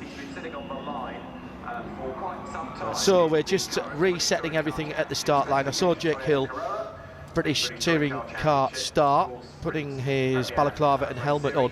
Let's just make the point, by the way, that yes, we're talking about this like it's a bit of fun and we're enjoying it. I hope you are too. But the safety standards here are not compromised. So the drivers have helmet, hands device where appropriate. They're all wearing fireproof clothing, and the cars themselves have actually been scrutinised. This is a BARC meeting, much as any other hill climb meeting would be, and so it's the BARC, British Automobile Racing Club, that are responsible for everything that goes on here. As we see Rory Butcher line up to get ourselves back underway again in the Toyota Corolla BTCC car. Now, we talked about then and now, and this is now. This is a BTCC car of today, and Rory screams off the line in the Toyota Corolla, front-wheel drive. Now, this car's been getting quicker and quicker.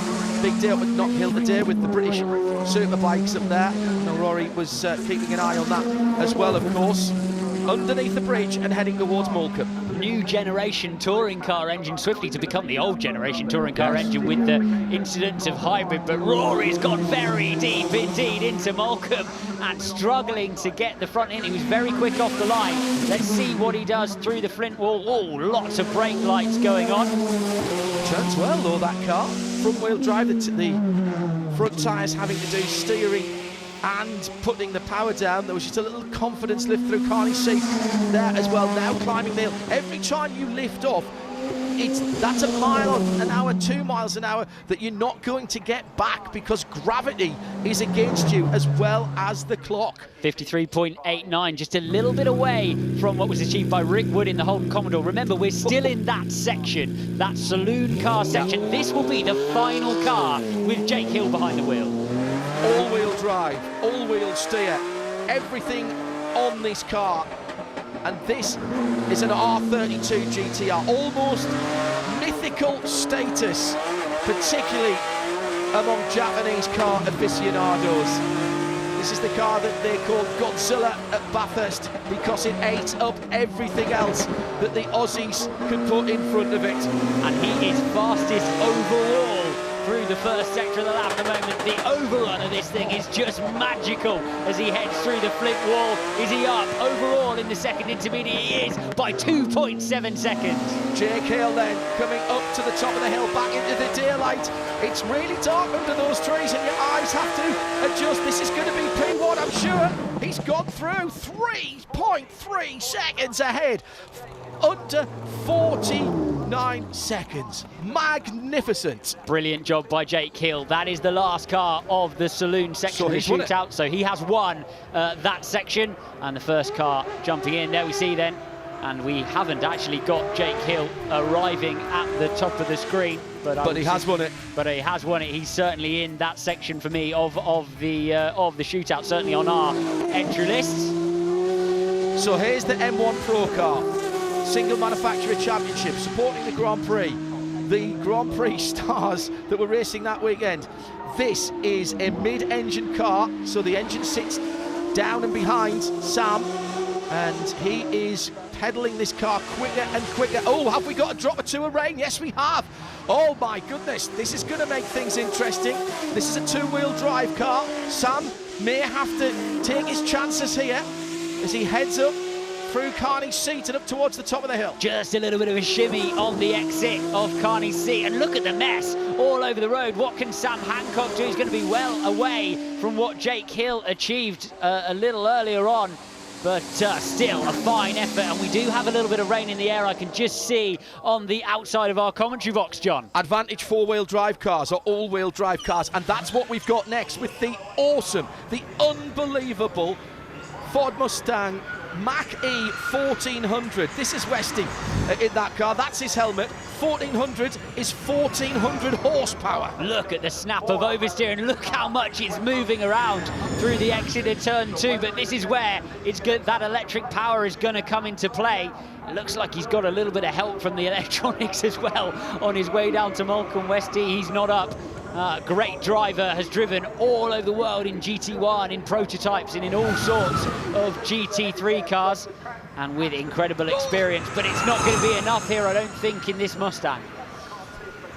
Glorious chrome blue paint job for the blue oval.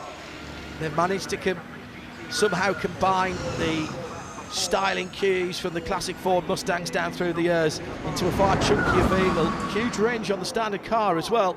He comes through in 7th overall. 110 miles an hour though at the top, and remember that's all electric. And the future for World Rally Championship is hybrid, and this is the first time we've seen the new Ford Puma, and this is the EcoBoost engine with hybrid assistance. Now, it was driven by Adrian Formore earlier in the weekend, but we saw Matthew Wilson earlier on, and yes, it is Matthew Wilson behind the wheel. He's been developing this car for M Sport up in Cumbria, and believe it or not, Alex, this is his first ever run up the hill, and look at the wreck. He's moving around and you can see the windscreen wipers going on. This car can be driven between stages on electric mode, but it's utilising absolutely all of its power, and the new generation of WRC is here. This is Rally 1, as it will be, and Matthew Wilson getting into it, isn't he, as he runs through the stage, but he's still already behind what Jake Hill has achieved so far.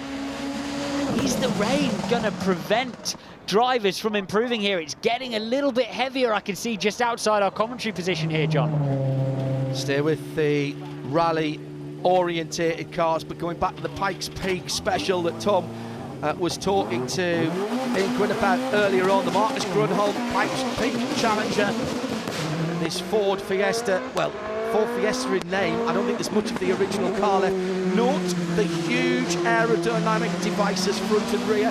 That's because as you go higher and higher up Pikes Peak, the air gets thinner and thinner, and therefore you bleed off the downforce they provide. Yeah, lose downforce, lose power, but no issues with that, so they will be able to use all the downforce. And Ian Gwynn getting a bit of wheel spin off the start line. This car built for Marcus Gronholm to tackle Pikes Peak, finishing 2nd overall. And he heads through the front flint wall. I think it's getting slippery there now. I've seen a few people just dabbing their brakes, looking for where the grip is, and coming through Carney's seat as well. Big overrun, turned up to 11, that one, and shaves the hay bales on the left-hand side through the final corner. And I tell you what, under 55 seconds, Alex, that is not hanging about. I wonder if it dumped more fuel than it used on the way, on each gear shift on the way up the hill. Do you think he's got some kind of afterburner on that and it's trying to help? Now, here's an interesting car, because this was a placeholder, in effect, for a couple of years before the Ford Focus WRC came out. And as such, it's become an Escort and a Ford legend.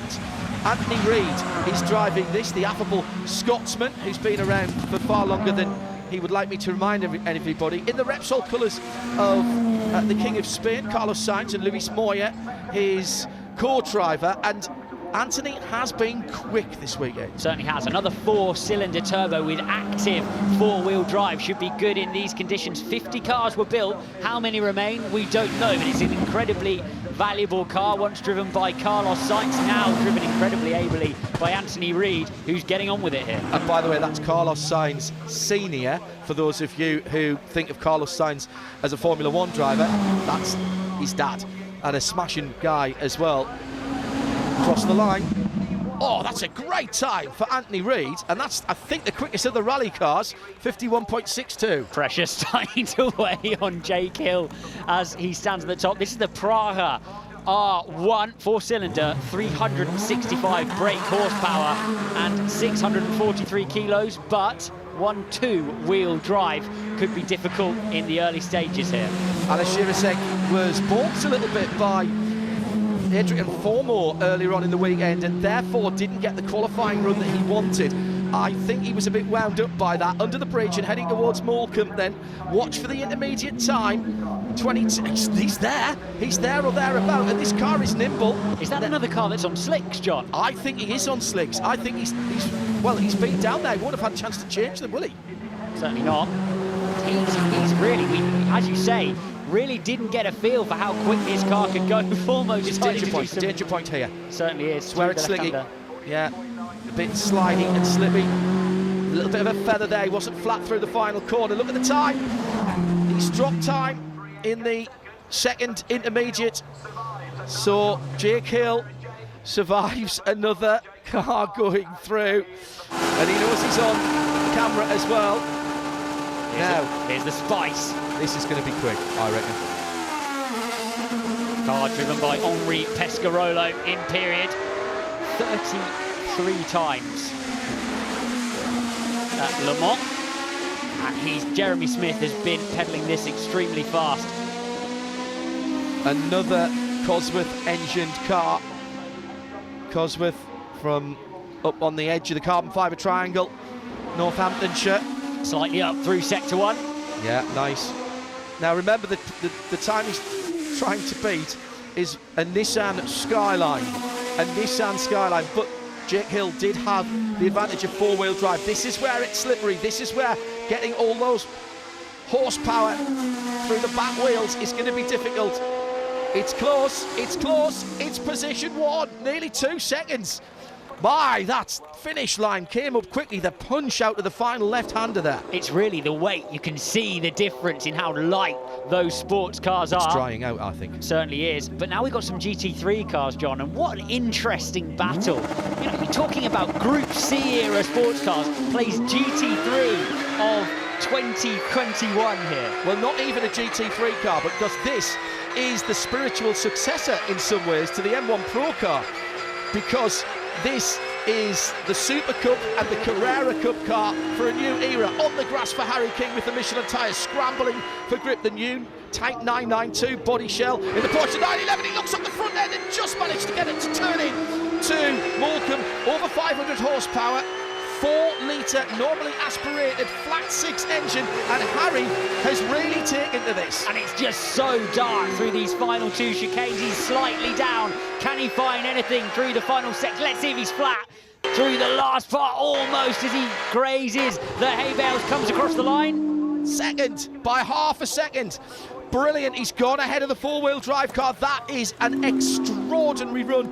Remember, that says GT3 in its title, but it's not a GT3 car, it is a Carrera Cup car, and this has GT3 in its title, but this is a GT Extra. It certainly is. GT Extra, all the toys and all the McLaren aero bits and all of the McLaren race car driver behind the wheel. Rob Bell, very much Mr. McLaren GT3, has been giving this car hell all weekend. He's been up the top of the timesheets so much throughout the weekend. There's a little rain still on the surface of that McLaren. He'll still be getting grip though from those tyres once he gets a bit of heat into them. Rob, the older of the two Bell Racing boys from Newcastle, and he's to the Flint wall. It was very close indeed. He was well up at the first intermediate, but now he's got to find the grip in the slippiest part of the track, all the way out to the hay bales. That was millimetre perfect, and he ends up on a 45-second run. Let's call it 45 seconds. It's 45.01 if you want to be part of the British Society of Pedants, or is that the Pedantry Society of Britain? Not sure. But Rob Bell from Newcastle in the McLaren, Woking's finest, is there now. Look at the Travis pressure Pastrana weighing in on Travis Pastrana. He wants to win this one, doesn't he? They'll be pulling the hay out of the wing mirrors of that McLaren of Rob Bell. Travis Pastrana was 2 tenths quicker than Bell in qualifying. It's been so close in this WRX STI. This is not an ordinary WRX STI. This is being tuned. This is another hill climb car. It's got all the aero mods. It's got a huge turbocharger. It's got an enormous amount of horsepower. Thumbs up through the middle sector. Let's see if he's up on the intermediate times. Slightly. It's so close between these two machines. So Travis Pastrana, eyes wide open.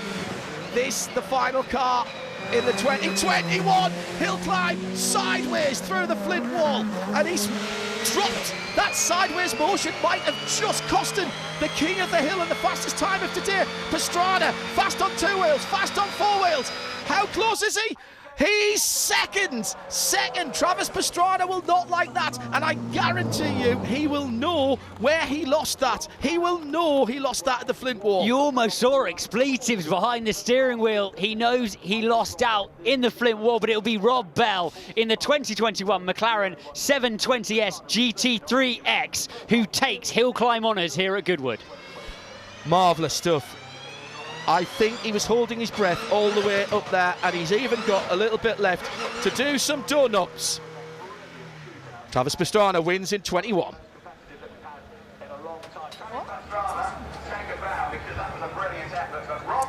Wow, wasn't that fantastic? His eyes out on stalks.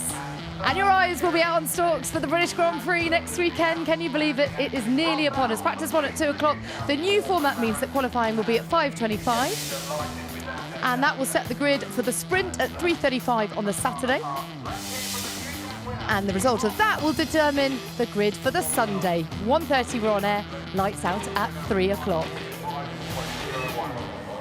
That was drama right to the end, wasn't it, Johnny? Certainly was. Thrilling stuff. Good to see those guys pushing it to the very end, especially going into this left-hander past us here. Good stuff.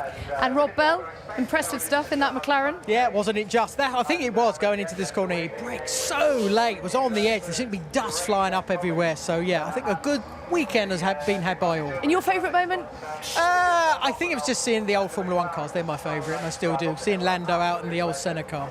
Love that. It's built the anticipation, I feel, for an epic evening of sport. Yes. Because we've got the football. It's a big weekend for British Motorsport next weekend, but it's a massive day for England football. I'm ready to at go. 8 o'clock tonight. And here's Red Bull with their little tribute.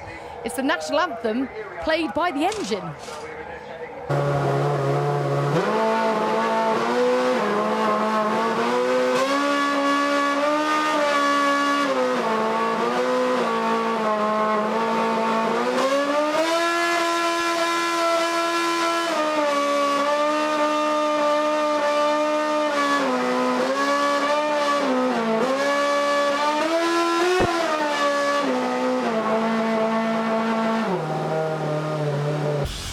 Sky Sports F1.